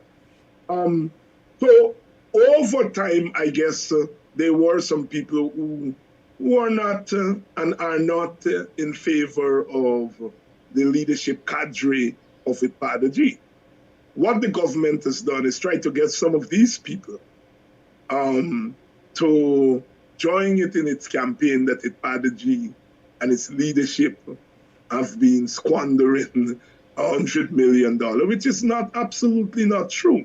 But I mean, we are not here to prove Jack Dio's scandalousness, disprove it. I mean, the papers and the documents were turned over to the government, and I suppose they turned it over to the auditor. And they're yet, but they're yet to come to the table. So they tried to get these people who, are against the leadership to join the matter in their favor. And then they just quite rightly, ruled in the way she did. But then they took away the subvention. As you know, they took away the subvention. And APADJI has gone to court challenging it because this is a contract between the government and the people. The money was voted via the National Assembly, assented to by the government in the national budget. And here is the government taking back money from a contract with citizens, and very importantly, citizens. The organization represent half of the population, half of our ethnic community, and it's the community that didn't vote for the ruling party, the PPP, and so therefore it's a violation of contractual arrangement, but it also reeks of spite and so on. You're spiting this organization that represents these people. One may argue, who didn't vote for you, so you're spiting them. And so they've gone to court and they're making the argument before the court. Now, what is indicative is that every time APADJI said we're ready to move ahead with the case, the government is never ready. They're never ready. So they want to slow down the matter because it was an act of vengeance and spite. And when it comes to court to prove what they did, they don't want to prove it. They don't want to come to prove it. Are we, is it familiar? Yes, it's familiar. That's what they did with the petition, right? And the judge, shockingly, for some people who have a certain position on that judge, she said, clearly, this is nonsense. It's really an indictment of the government. And she's saying that a matter like this should not come to court. Should not come to court. Because it is such a sensitive matter. That's one. And two, it's the government versus an organization of people of an ethnic community that has not voted for them. And I think the judge was in order. And that is why sometimes, you know, we can disagree with rulings of judges. And I have disagreed with rulings by that judge, a lot of the rulings. But we have to be very careful that we don't tear down the institution.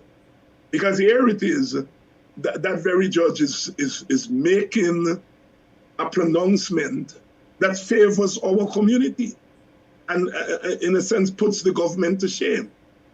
So I think I've covered all or most of what you asked there.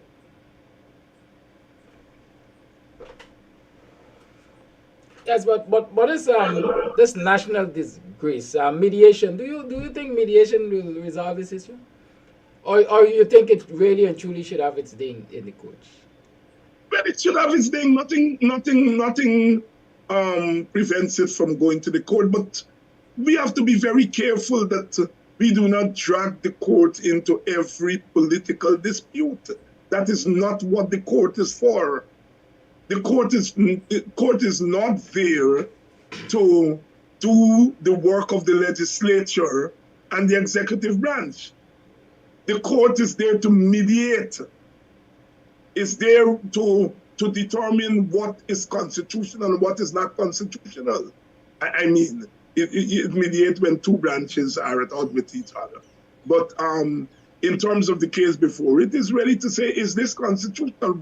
Is the action of the government constitutional? It is obvious that the action of the government is not constitutional.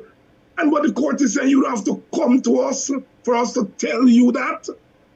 That is not what the legislative branch has been set up for. And that is why you always have mediation or what is called out-of-court settlement. You know, because some things don't have to go before the courts.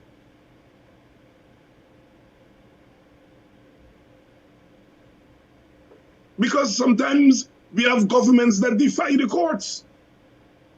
Not because the court say you must do something, then do it. The Brown versus Board of Education case in 1954, the southern governments closed their schools rather than integrate their schools. The Brown decision said that they should integrate schools, and they closed schools in the South Carolina, Virginia, all them closed their school rather than open it and obey the courts. And it took the Voting Rights Act of 1965.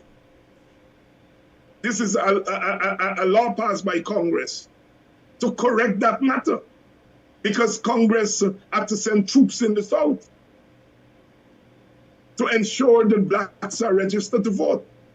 So in answer to your question, we must have ordained code, yes. But there's no guarantee that the government will obey what the court says. Because we have had governments that have disobeyed the court.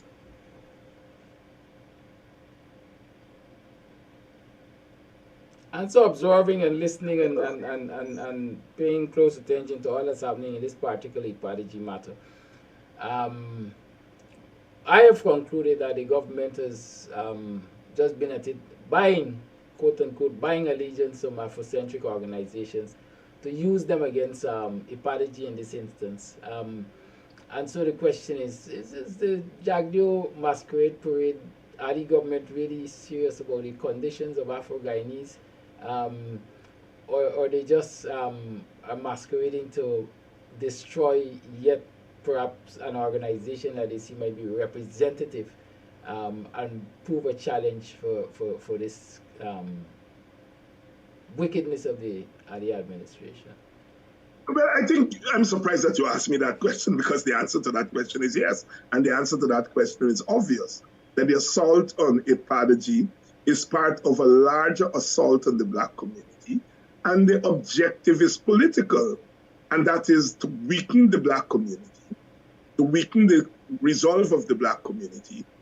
And in the process of weakening them, at this juncture when we should be strong and making demands for the patrimony, the wealth that is coming, and to ensure that we get the wealth, the government is weakening the resolve of our people so that they can toss pittance at us, while the hog of the resources coming in are going to other communities. So that is the larger design of the PPP government. And I think every living African knows that. Whether they act on it or not is another matter. But it is very clear that the objective of the government has racial overtones and undertones.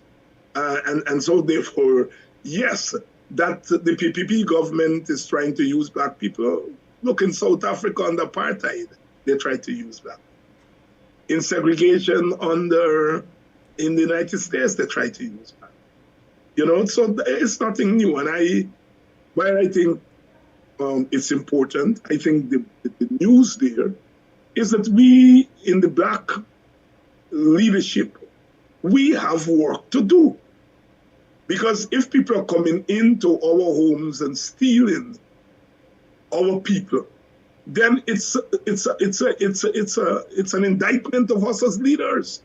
Also, it's not just that people are falling for the peace. Some people, and I think it's a minority, small minority, people are falling for the PPP's games, and we tend to condemn them. But we need to indict us, our leaders, that you are coming into my house and stealing people. You know, it's an indictment of the PPP, of course, an indictment of those who allow themselves to be stolen, but it's also an indictment of black leadership. And sometimes we miss that. We think that we should not be indicted. You know, that we have played this big role. We have not. The black leadership was traditionally tiptoed around race, and we have not contributed to make our people racially conscious.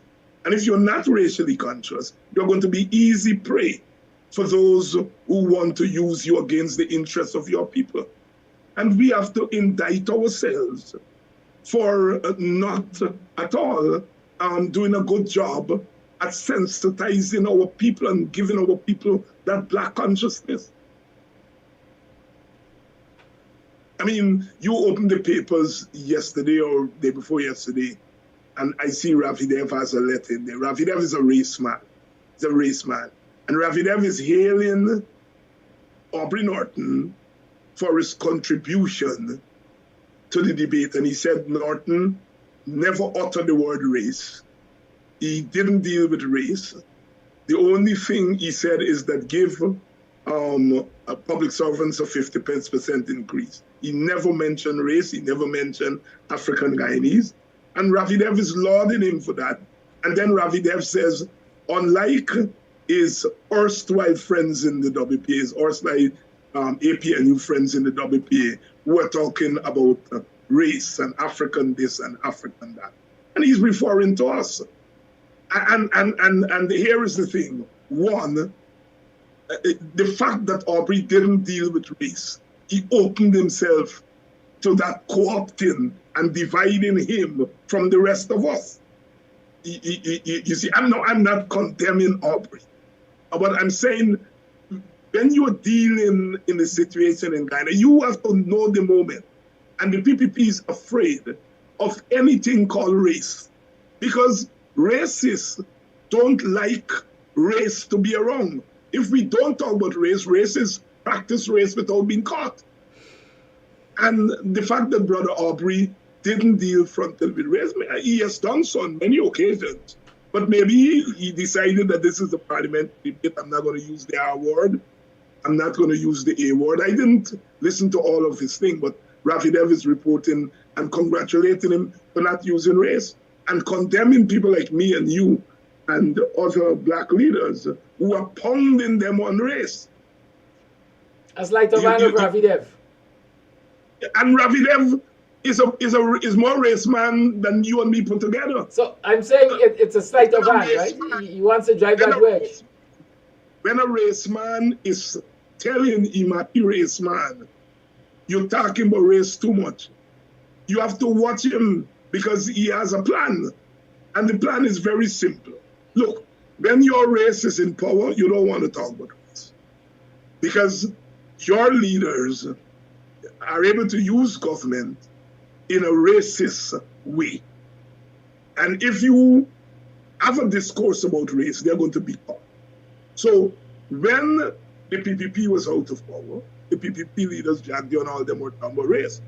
But Ravi Dev and other Indianist leaders, they were also talking about race. So the government takes an economic decision to right-size Gaisuko. They say it's racial. It's an attack on Indian people, and so on. All right? And now they are in power. They don't want to talk about race because they don't want to be accused of racism.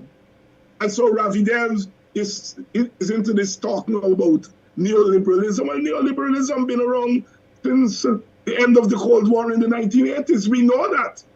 We know that the agenda of this government and most governments in the world is a neoliberal agenda. We know that. We don't need Ravi Dev to tell us that. But Ravi Dev would want us to say, if there are issues that black people have, it's not because of race, it's because of this neoliberal economics. And I'm saying to Ravi, don't make me a fool. I've been to school. Right? That neoliberalism is the problem, but neoliberalism affects different groups differently. The impact of neoliberalism on African is not necessarily the same impact on Amerindians or East Indians or Portuguese. And so our problem is not just neoliberalism, but it's how neoliberalism is used as part of the racial dominance agenda of the PPP. That's the argument. And Ravi Dev doesn't want to go there. So he's trying to say, David boy, you know, black people got to get with the neoliberal agenda. They got to get into business. They got to this, they got to get into that. Well, there is what you call equality of opportunity. We don't have equality of opportunity. Why? Because we don't have equality of conditions. If your condition is unequal, then your opportunity will be unequal. And they're saying, look, we have equality of opportunity. No, we don't. We don't. The black contract and the Indian contract don't have the same opportunities because their conditions are different. And so we're accustomed to talk about equality of opportunity and equality of outcome. What we don't talk about is equality of condition. You have to have equality of condition before you can have equality of opportunity. And you know, my auntie always tell me when I was a boy and she was beating into my ears, you gotta go to school. You gotta go to school. I remember one day, I came home and I used some big word on her and she was livid. And she said, I didn't send you to school just to learn big word and learn how to count. I send you to school so that nobody will make you a fool. And I've carried that in my life. And when I hear Ravi, they're telling me that the problem, boy, is not race, it's neoliberal, I think he's making me a fool. You know, because he knows better. And he ought to know that I know better.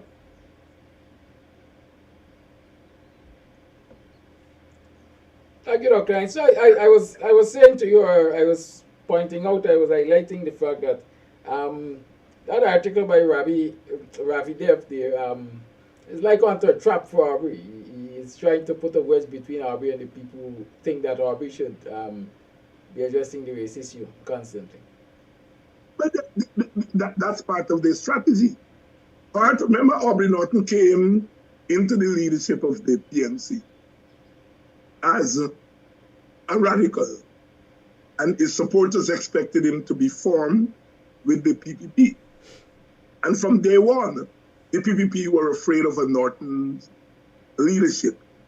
And so what they tried to do is to try to neutralize Norton, to separate Norton from what they call the flank. Because they see people like us as being radicals, and that we will, as they say, pull Norton to the radical left. And so the campaign has always been to separate Norton from the radical left. And they will take every opportunity. I am not sure that Norton deliberately went into Parliament and didn't use the word race in his presentation. I am not sure that he deliberately did that. Maybe he did, but I am not about to say that I know that.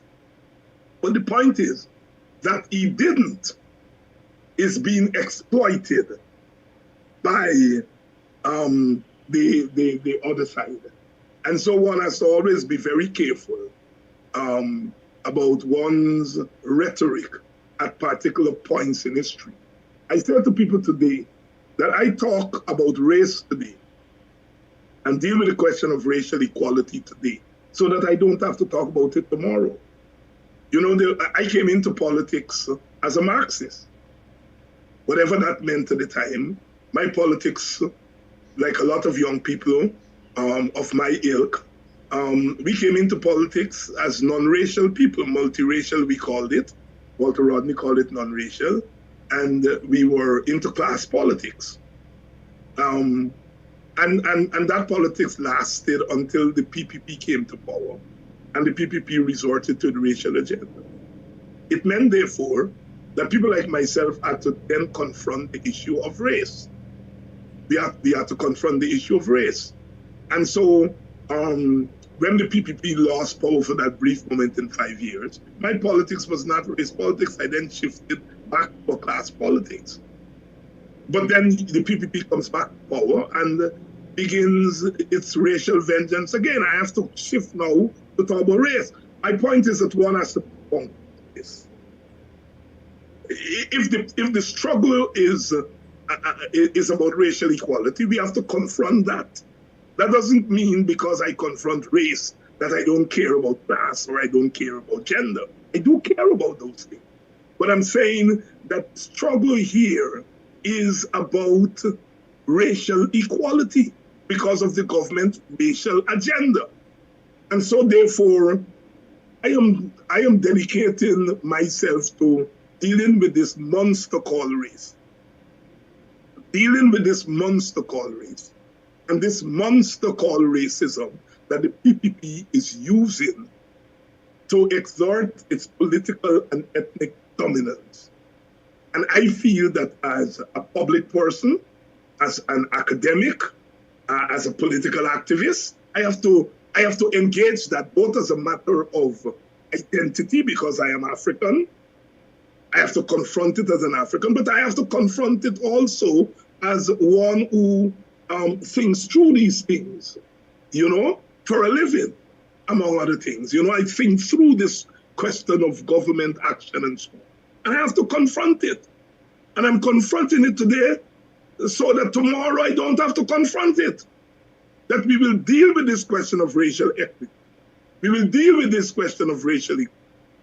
And we will at least, if not solve it, but we at least we put a big dent on it. Then, but we also deal with class. Our proposal for a cash transfer from 10% of the takings from our oil resources. It's not a racial proposal. It says every household, regardless of race. So whether you're an Indian household, Portuguese household, it is the most progressive class proposal. Class proposal and direct class proposal in oil, and anybody will acknowledge that. I mean, our brothers and sisters who are fighting for a renewal, God bless them, I support them. But one can argue that when that contract is renegotiated and we get more money, that the majority of that money will go in the hands of the elites and not necessarily come down to the working class. And so that is why our proposal for cash transfer, presented by Professor Clive Thomas, is a race-neutral proposal. And yet people are telling us that all we are doing is talking about race. Race is not the only thing we talk about. We have the most progressive class-based proposal when it comes to oil. You see? But if we had a media that was conscious of the issues around us, the media would have called me or called Professor Thomas the next day and said, Ravi Devers made this statement that you all are into things. Do you all agree with it? The media hasn't called us. It's not an issue for them. In fact, some of them may be glad that Ravi Devers is saying that we're about race because they don't feel we are important. You know? They don't feel we are important. So Ravi Devers and those people get away with half-truths. With half-truths. The most progressive class-based proposal is the cash transfer proposal that gives the same amount of money to each household.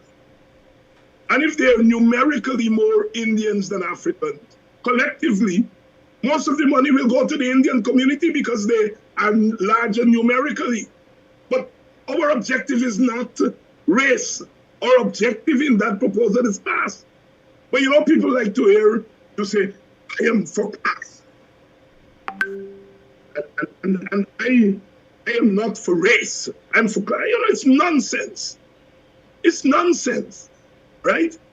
You judge people by their ideas and not necessarily their rhetoric.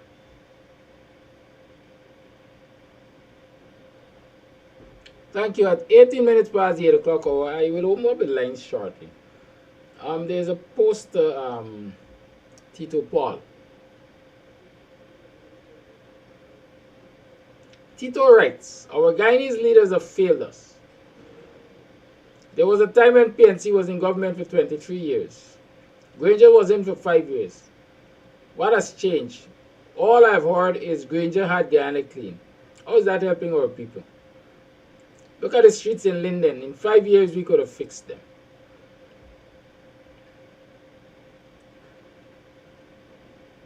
A response to that comment, and we open the lines. And one side of that comment is valid, but by the same token, one could say that it's harsh. Our leaders have failed us in many regards, but we have moved. I remember Dr. King giving a speech to UCLA in 1965, and he was dealing with the question of whether America has made progress on race relations. And he said, yes, we have made tremendous progress. And then he went on to say, but we have a tremendous way to go. So we've made tremendous progress, but we have a tremendous way to go. And I would like to answer the question in that way. Yes, our leaders have let us down. Our political leaders have let us down. But in spite of that, we are here to tell the story. We have survived. We have survived. And we have survived because leadership or leaderism is not the only path to development. There is also what Walter Rodney calls self-activity, where we engage in our own struggle, in our own communities. Whether it's in Linden or Buxton or Denhamstel or wherever, we engage in our own struggle in our community to better our lives. And insofar as someone is arguing that we have made no progress because our leaders have failed us, in a sense, that person is indicting citizenry, the citizenry. It's saying that the citizens have not intervened on their own behalf. And I beg to differ. I think citizens have intervened on their own behalf. So we have to look at the thing in holistic terms. We also have to avoid what is called presentism, in that we look at our condition today and we make conclusions based on today, without looking at what Dr. King again called the long arc of history, you know? And it is a long arc of history that tells us a lot about the present, because it talks about our capacity to overcome the present. When we look at the present as an end in itself, we then conclude in a state of defeatism. You know, boy, we can't do anything about this. But if we look at the long arc of history, we would see that there are times we were down and times we were up. And we dust ourselves up and we rise again, you know. Peter Tosh said, "Arise, black man, arise." And, you know, Maya Angelou said the same thing in our poem. Arise, we have arisen before. We have fallen down as we have fallen down now, right? I like to remind people, as you know, that the people we are condemning for not coming on the streets now were on the streets in 1980 and ready to defend their vote. And the leaders thought otherwise. When they killed those little boys in West Berbice, the people of West Berbice came onto the street and the leaders called them off the street. And so when we condemn people for not coming out today, we have to remember recent history. And I think the caller, the viewer there is tapping in on the failure of the black leadership to understand the problem in holistic terms, to understand when the emphasis should be on class, multiracialism, and when the emphasis should be on race, when the emphasis should be on party, and when the emphasis should be on self-activity. The people of West Berbice engaged in self-activity. They didn't need no party to go in there and organize them. They organized themselves. You look at those guys moving that house. I remember that thing, and I will remember that for the rest of my life. Those men manhandling that house and bringing it to the public room. And those people had their struggle going, and then the leadership went in and called it off. And you know, that was not the best moment or the most glorious moment for the political party, because it called off a struggle that it did not begin. And so we have to look at things in holistic terms. And we have to be constantly pushing our leaders there. You know, I like to tell people in modern Guyana, post-independence Guyana, the best time for black people in terms of development was when Askaria, led by Guyana, and the PNC, led by Burnham, had a relationship.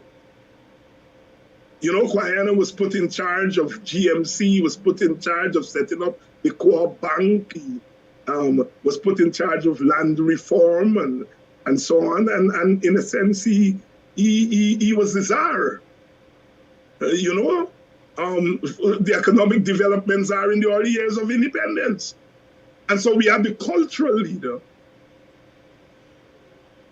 heading the economic drive. And then we had the political leader in Burnham. And it was the best time for black people economically. Poor black people got into areas of the political economy, pig rearing, cattle rearing, etc., poultry rearing, and so on. Small businesses sprung up. TMC would give loan to poor people to go and buy a pig, and then when you sell back to TMC, they get back their money, and so on and so forth. It was a beautiful time for Black people because we had the two major strands in the Black community, one led by Guyana, one led by Burnham, and so on. And they fell out in 1971. The rest is history.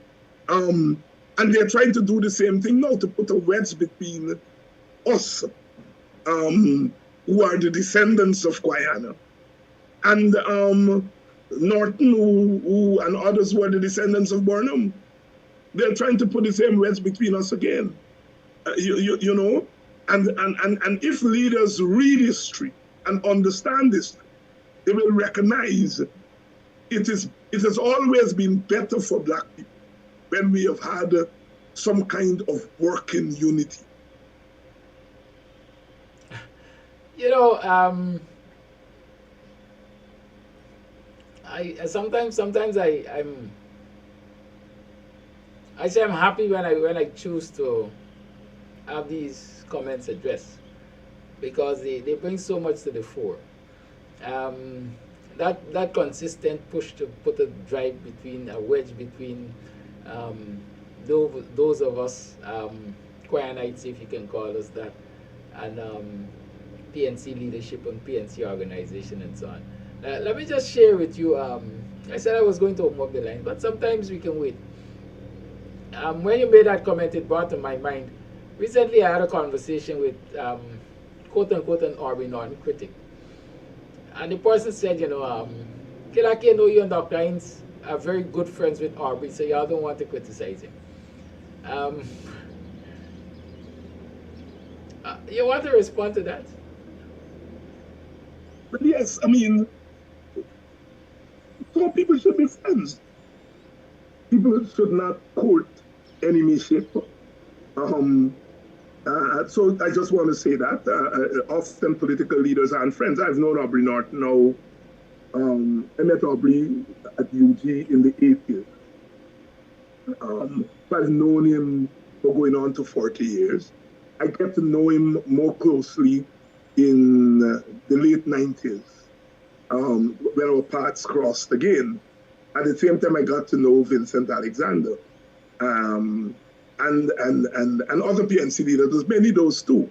And what occurred to me when I met Vincent and Aubrey and, you know, began to talk to them, both of them were open in criticizing Burnham. They were open.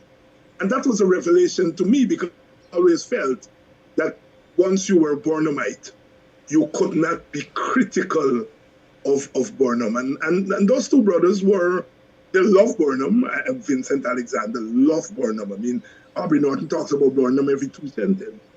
But they were critical, and I think at that point I realized, but we do have something in common. That we are able to look at our country, look at our society in a critical way, even though we are coming at it from different sides of the political fence. And so therefore, it opened up a new politics for me. A new politics for me, because it says that we could be quote-unquote friends. I mean, we are not friends in the sense that we go to dinner and, you know, every day and so on and so forth. But we are friends in terms of the things that we agree on. So the nature of my friendship with Aubrey has to do with the things that we have political agreement on. We have political disagreement on other things. We don't talk about it often because it's not necessary. So I just want to first of all say what's the nature of what is called my friendship with Aubrey. Now, does that mean that because I'm friends with Aubrey, I wouldn't be critical of Aubrey? That's not my politics. My politics is that wrong is wrong, regardless of where it comes from. And if I think Aubrey is taking a wrong turn, I am open about it. I thought Aubrey did not handle the Mocha thing properly. And I said that. The people who view my program know that I've said that. I thought Aubrey did not handle Mocha properly. And I said that. Are there other things that Aubrey have not handled properly from my standpoint? Yes. Are they consequential? No. But I think Mocha was consequential, and I went public with it. Now, my own approach to the politics of the moment is this. I will not seek out areas of disagreement with Aubrey Norton or with AFC. Do I have disagreements with them? Yes. But I'm not going around looking for disagreements to come in the public space and lambaste them. I don't think that approach helps us. And we are in a struggle, a vicious struggle, in which we have to be very careful about not giving a sense of down-spiritedness to our people. I think this moment that we are going through, we need to keep the morale of our people up. And I have made the determination that you can't keep the morale of your people up when you are lashing one another every day in the public. I'm saying that as a person who's not afraid to tell leaders when they're wrong. But tactically, I think there are some disagreements that are not worth, bringing into the public arena. But like I said, on the question of Mock, I think it was consequential enough to say clearly that I disagree with Aubrey. I disagree with him vehemently. Now, people have tried to get me caught up in PNC's internal politics. And I refuse to do that. The PNC's internal politics is the PNC internal, and I have no business. I have no business getting into that, right? Now, as an academic, yes, I will write about it and so on, but as a political activist, I am not getting in to the PNC's business. So I have declined to make comments on what's happening internally inside of the PNC. And that for me is a political choice.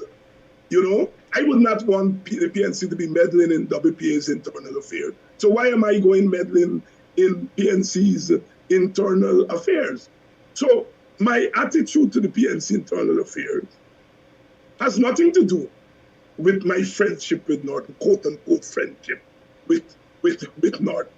It has to do with my own political culture of not getting entangled in the internal affairs of a party that I am not hostile to. There was a time when we were hostile to the PNC, and we would have used every confusion in the PNC to weaken the PNC because we were fighting the PNC. We're not fighting the PNC now, we're fighting the enemy, which is the PPP. And so therefore, I am not interested in using the confusion within the PNC to help to weaken the PNC. I am not, because the PNC is not my enemy right now. It may be my enemy tomorrow, as it was yesterday. But at this junction in our history, the PNC is not our enemy. And the PNC has its internal dynamics. They're anti-Aubrey people, they're pro-Aubrey people, and they will fight it out. And they will work it out after the shadow boxing and all the stuff that they're going to work it out. I am confident of that. But I don't need to get involved in it. Thank you. And referring to the same comment of our leaders failing, and using the streets of Linden, for example, that could have been fixed in 5 years. Looking at that statement in context, is it, what should I say, fair to compare, let's say, the last PNC-led government, which is the coalition government, to this current PPP administration in terms of successes and failure, access to resources, time to do work, and so on? It is fair to compare up to a certain point. And that's the point I'm making about the comment there. The comment there is absolutist and it's presentist. It is fair to make that comparison up to a certain point.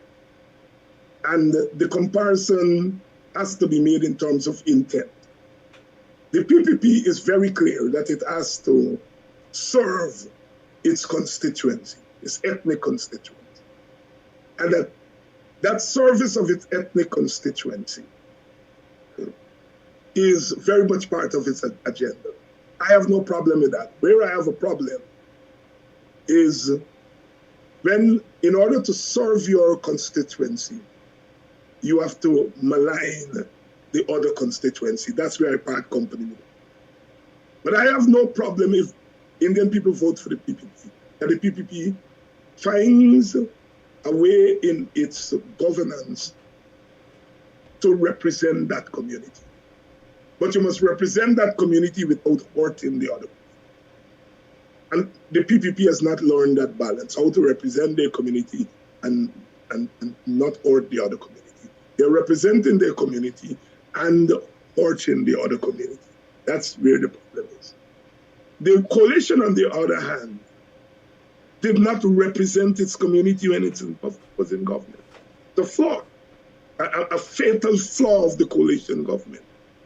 The coalition government felt that it could govern by representing the entire national community as one community.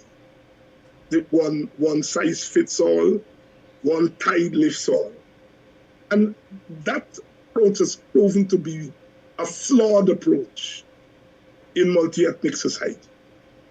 And so, in that sense, you can make a comparison between the PPP's consciousness of its constituency and their needs, and the PNC lack of consciousness of its constituency and their needs. You make a comparison up to that point. If you make that comparison, you have to conclude that our leaders were abject failures. Now, the PPP has access to resources to do more things and provide more services to their community than the PNC had. And so your comparison breaks down when you get to that point.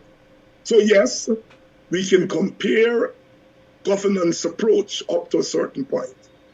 But then when you come to the issue of resources and so on, the comparison falls flat on its face. It's a balanced analysis, and critical analysis is key to the production of knowledge.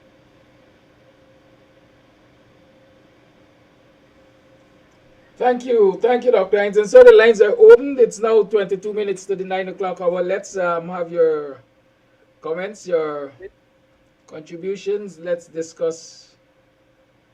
Let's start the thing. I see an early voice note. Let's start with this one. It's a lengthy one. It's 8 minutes almost long. That might very well take us, certainly it will take us closer to program time. We'll get to that one. Why these voice notes are not loading? Something is amiss. You tune to the Guyanese morning time. It is now 22 minutes to the 9 o'clock hour. Well, sorry. Morning, Kadaki, and morning, Dr. Hines. Great conversation, and morning to the rest of Guyana and everyone in the diaspora. I've stated before our failure of leadership. Colossal. In the comparison you just made in reference to what a comment was, just in reference to Linden. And if leadership, right, when we are put in those positions, if we don't have a good grounding, right, from coming up in understanding our situation, when we are put in those leadership positions, we simply will not get it because we didn't get it from when we were growing up and had good groundings. Now, under the APNU, they pumped money into sugar. So, in my opinion, instead of pumping all that money in sugar, they could have used that money for Linden. Because we simply like to do this appeasement type of thing, and as you said, govern for all, forgetting of what had taken place over the years of discriminating and all the other factors that get us to the point we are today. So here's it, we come in and we want to do the right thing, forgetting what had taken place. And that's where we get into trouble, because we don't want to look like we are doing stuff for our people, forgetting that we were neglected for all of those years. So I am in total agreement that we, when they were in power, could have done more, and they should have cut down, which they did. They tried to right size, but they still pumped billions into the sugar. Those monies could have been spent to develop African communities and have a form of redress. Messaging is good, and it seems like our messaging is always poor, always behind the 8 ball, falling for the okie doke every single time. And as stated yesterday, we seems to be, the only thing we probably getting right is selling out each other. One more point though,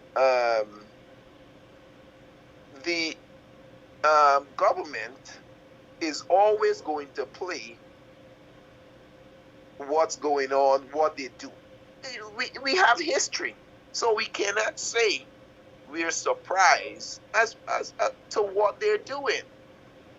Our strategy always got to be, before they even get to that point, we've got to be proactive.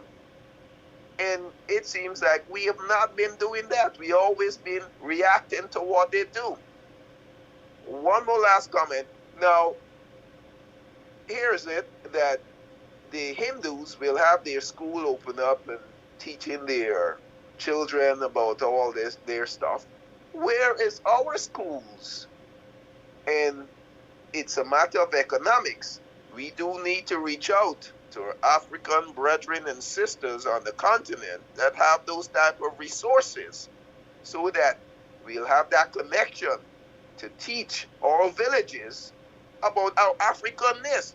And when I'm going to tie that back into these same children, when they're coming up, they will have a sense of pride and understanding, compared to having known nothing, being thrust in a position, and you have no clue. You want to work across the board for this body and that body, except your own people.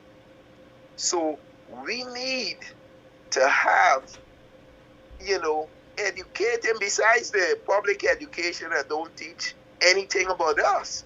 We need to have that for ourselves.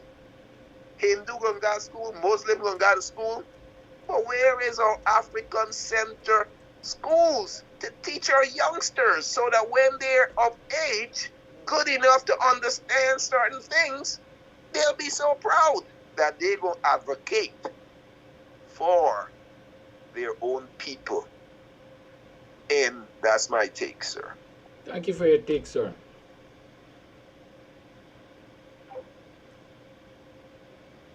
And to think that we did all of that for sugar and don't get thanks for it. In fact, we are cursed for it.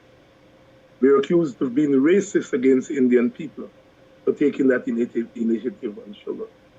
If I were to do it again, I would do the same thing again as it relates to sugar. I've always said the policy on sugar was not a bad policy. It was the execution of the policy and the lack of understanding the sensitivity, the racial sensitivity that came with sugar.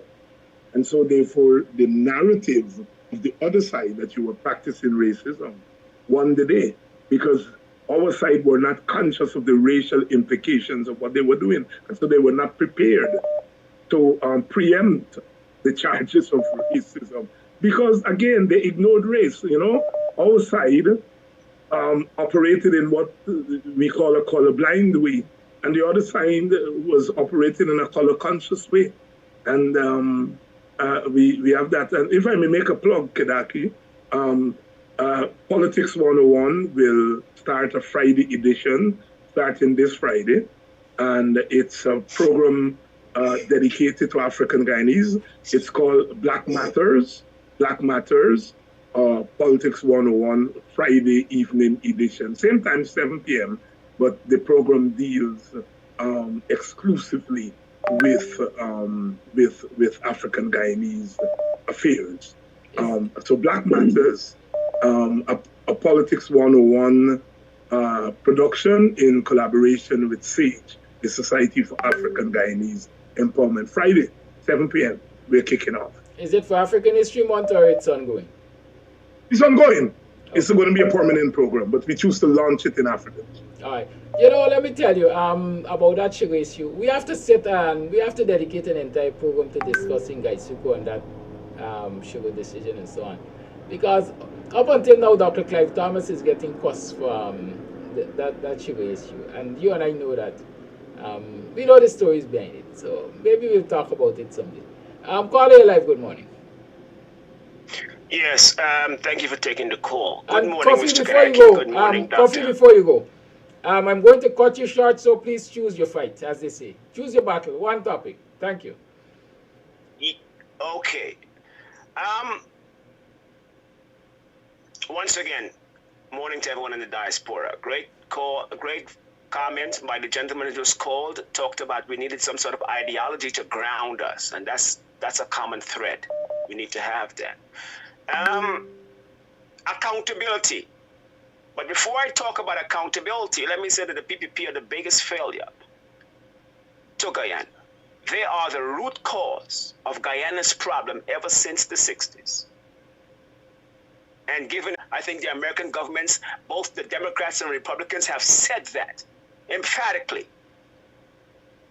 The American government and the Democrats and Republicans don't agree on much, but they agreed that the PPP are the greatest threat to democracy in this Western Hemisphere, particularly Guyana. And they are proving it. Roxanne George just had to come and say recently that the PPP are screwing up. Does it take 3 years to do constitutional appointments? Imagine the Justice Department, the judiciary is telling the world that the PPP are a screw up. The CCJ has said it. Biden is asking them to deal with inclusion. These are testers to tell you that the PPP is screwing up. Now, Dr. Hines, before I go, don't have much time. I think one thing is missing from these shows. A lot of people don't quite understand the relevance of accountability in the democratic process. It's like having yeast when you're baking bread. A lot of people don't understand what's the relationship of accountability on the PPP, accountability on the judiciary, or accountability of the opposition. Why must we incorporate the relation? Why must we hold politicians accountable, Dr. Hines? What's the purpose? I want you to enlighten us at some point in time. Because if we aren't using accountability in the Guyanese discourse for the coalition, for the PPP, then what is it that we have to use to keep them compliant? Once again, thank you for listening. Thank you for calling. That is the final call. I have 2 voice notes I wish to play. One of them is 8 minutes long. I don't know what it's saying, but I'll determine if I have to cut it along the way. So let me get those voice notes out of the way, and so Dr. Hines can do the wrap-up. Please don't call now. Like I just say, you know, some people like they don't listen, you know. Kadaki, listening to Dr. Hinds, I think he made some real valid point this morning, and I want to congratulate him on that. And I heard him saying, I think it was last night, that he has a new program which would be aired on Fridays. And that would be good, speaking of our blackness. And that would be good because we need a lot of that. One thing I would want to add in asking Dr. Hinds if he could include a call-in program on it. And that would be good because we need these kind of things. We need these things. For this morning, I want to use this platform in continuing to strengthen the call for our black brothers and sisters and those conscious-minded Indian brothers and sisters, Amerindian brothers and sisters, Chinese, all the other races, the brothers and sisters of other ethnicity. I would really like if we could use this when we come on this platform to share, to give our piece of contribution. Let's please, and I'm talking mostly to our black brothers and sisters, that it is time we ease the pulling down of each other, because when we do that, we only put in a feather and give him props and give him more strength to the evilest forces in the PPP that is down pressing and stifling the black people from rising. All, for instance, like the brother that come on, and I guess he's the one that come on a couple mornings before, talking about the 32 and the 33 and coursing up. I want to tell him, if you're listening, brother, you're only contributing more danger, more hardship for your children, for your nieces and nephews, for your little cousins, them, with of African descent. Because the leadership of this installed racist government, the leadership is very, very wicked. It's very wicked and very racial. And if it's a case that you're not seeing that, my brother, it's fine. But just know that when you come with your negativities against your own blackness on this platform, is that the only contribution you're bringing is the contribution will contribute to the people in Moko by stifling and crushing them down to the bottom. Because those people in Moko, I want you to understand this, what really happened to them. The main reason they was moved from there is because the road that passed there caused that area, the price range for the lands and properties and everything to gone up sky high. And I want you to know that black people is not included by this government of achieving those type of things. And I want you to look out and see couple mornings down the road who gonna own them same land and get titles and everything for it, while we gonna be continuing to push in a corner what we call like house lot, and we must be able to feel comfortable with it. We'll just get a 50 by 50 or 50 by 75 on a 2-bedroom house on it, and you feel that that is development for us. So I'm asking you, the same black brother that come on the show, I know you come 2 times talking about 50, the 32 and 33 and all kind of thing. I want you and others that think like you to understand that when you come with those kind of negativity now, you're just doing a disservice to yourself. Because these people is very, very, very wicked.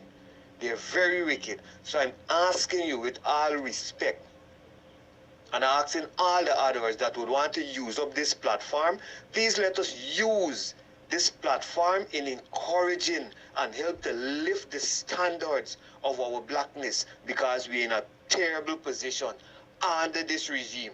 Yes, we know that parties of our choice, the coalition wasn't there and maybe they didn't did enough, and so, but it wasn't that bad that would bring us to this stage that we got to throw down so much as scorn on ourselves.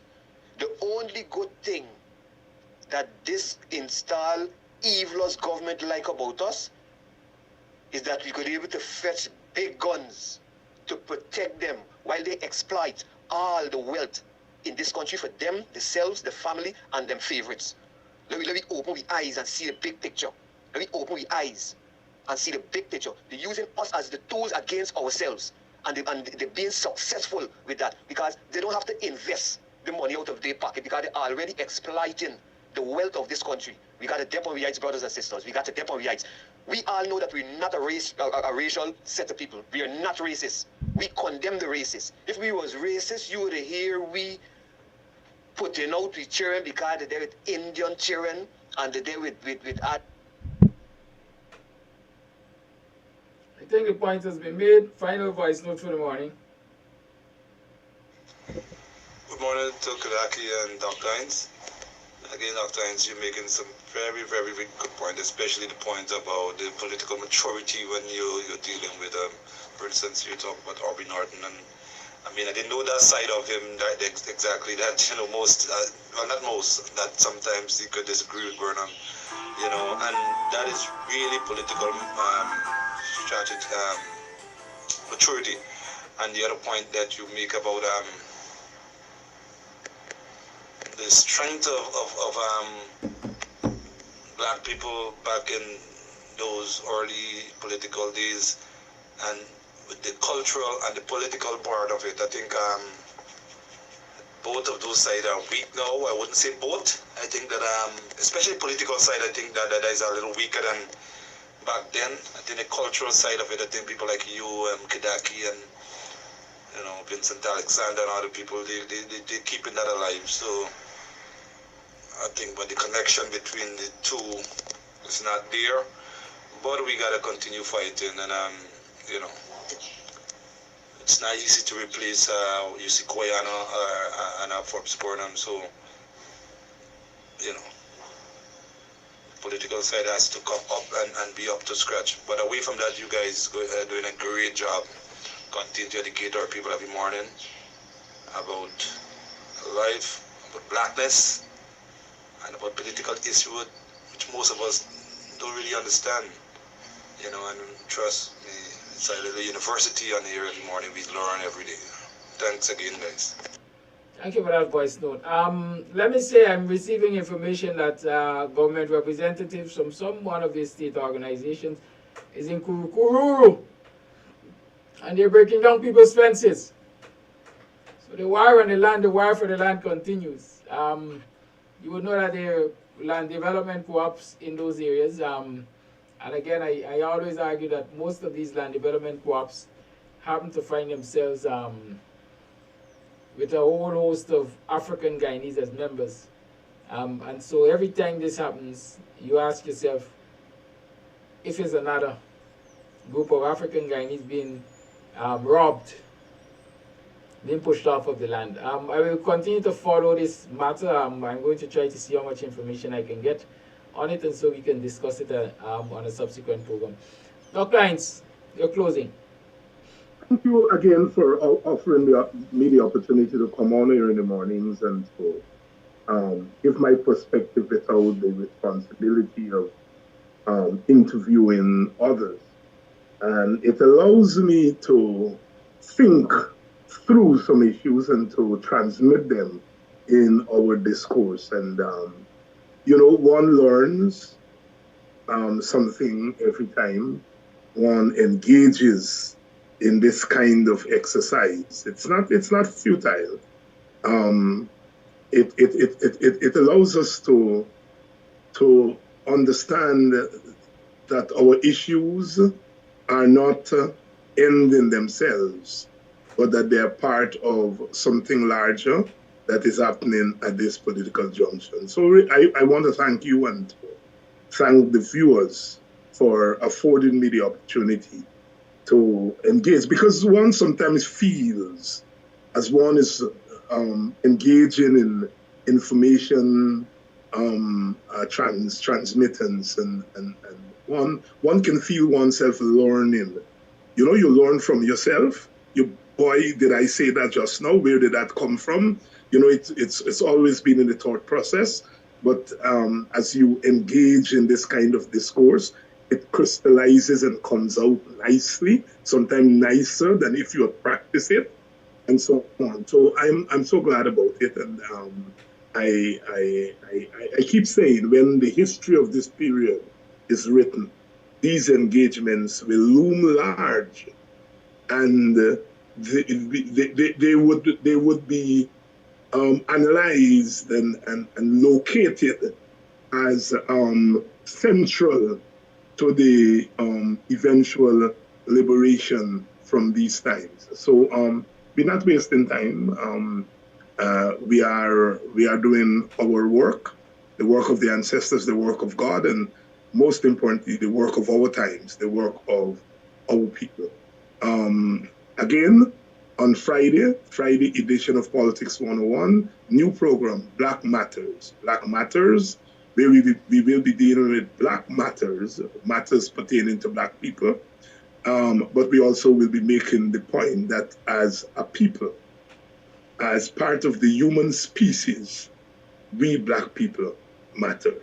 But that's Friday, the inaugural program, Friday, new Politics 101 offering. Good day, everyone. Thank you, Dr. Hines. Thank you, viewers, for tuning in to the Guyanese Morning Time. I wish you a pleasant rest of the day. Lou's Kitchen is certainly offering grilled fish and rotisserie chicken. Like I say, keep your eyes to this space. It's the 1st of January. The kitchen is soon open. And so you can make contact with me for further details. Lou's Kitchen, grilled fish and rotisserie on a daily. Of course, you have sides, local fruit juices and rice and noodles and potato and fries and chips and so on. So you can hit me up to find out more about that. Meantime, remember the Friday afternoon after lunch, Lime at Club Twilight. And of course, Thursday night, there's the old school back in time parties and so on and so forth. But most importantly, I heard people calling for Dr. Hines to add a calling segment to his show on Friday, this special show, Black Matters. And it dawned on me, you know, I'm the only, Kams TV is the only platform that is offering a calling segment every living day. Yes, every living day. Good. And so you people get an opportunity to continue to express your thoughts and share your ideas and so on. And I want to ensure that continues. And I'm encouraging you to ensure it continues. Play your part and contribute to the upkeep of the program. Things getting tight. Good. Things are getting tight. More pumping, but you're feeling it. So make your contributions. You know the Cash App, $ BUXT. Yes, that's it. $ BUXT for Cash App. And of course, you have MMG, which is the 6225933 phone number. If you want to contribute via Western Union, via MoneyGram, via RIA, which is La Parkin, you can hit me up on 6225933. Let's provide the guidance to that. But these programs definitely need your support. They certainly need your support. And if we're going to continue to maintain the format, we will definitely need your support. I was saying, I was just reflecting the other day, how did I get to a 3-hour program? Everybody else is doing 1 hour. You notice everybody else does a 1 hour program. But Guyanese Morning Time, or BUXTONIAN Morning Time, now morphed into the Guyanese Morning Time, is 3 hours long every day. How is it possible? Why are you doing a 3-hour program? And then it dawned on me, I say, you know, I should try to cut back on the time on this program. But then it dawned on me that originally it was a 1 hour program. And then you, the viewers, you started asking for more and more and more. Big up Desiree Simmons, big up Desiree Simmons, big up Desiree Simmons. She's really, really pushed the envelope. right? Over time, she has always asked me, Kiraki, give us some extra time. Kiraki, we need some extra time. Kiraki, and so on. Kiraki, allow the callers to talk. Give them time. And so with that encouragement, you know, we are 3 hours now. I would love to keep it at 3 hours, but I would also love to have your support so that it can be kept at 3 hours. Right? Otherwise, I'll be forced to do just what it was originally, cut it right back. We might have to cut down the calling time and all of that. And this is not a threat. This is me being realistic. I've said to you that I really had to sit and examine what I'm doing economically and everything, and how hosting a 3-hour program on a daily basis and then hosting the Kams Saturday Rhythms over the weekend, how it really affects or how it is impacting my ability to get all the things I need to do to survive economically. And that's a fact. I don't try to curry favor anything. And so when I'm faced with hard decisions, I make you know, I make you aware that, hey, hard decisions got to be made, right? But like I'm saying, we can help to keep this as it is because there are things that need to be done. I explained very early when people were demanding time. If I spend more time behind the program, it means I have to have somebody to do something that I should have been doing, right? And that's the incurrence of a cost and so on. So we have to consider all of these things. But like I say, have a good day, have a great day. Consider how you can contribute, consider how you can better the fight, consider what part you can play. The prints are soon going to be out. Consider how you're going to help to distribute them. Okay? Keep that in mind. Good day and goodbye. Join Dr. Hinds tonight for another program of Politics 101. Okay? Stay woke. If you see it, flash it and send it. Video it and send it. Continue to undermine the administration by providing the information that we need to expose the wickedness. Have a good day.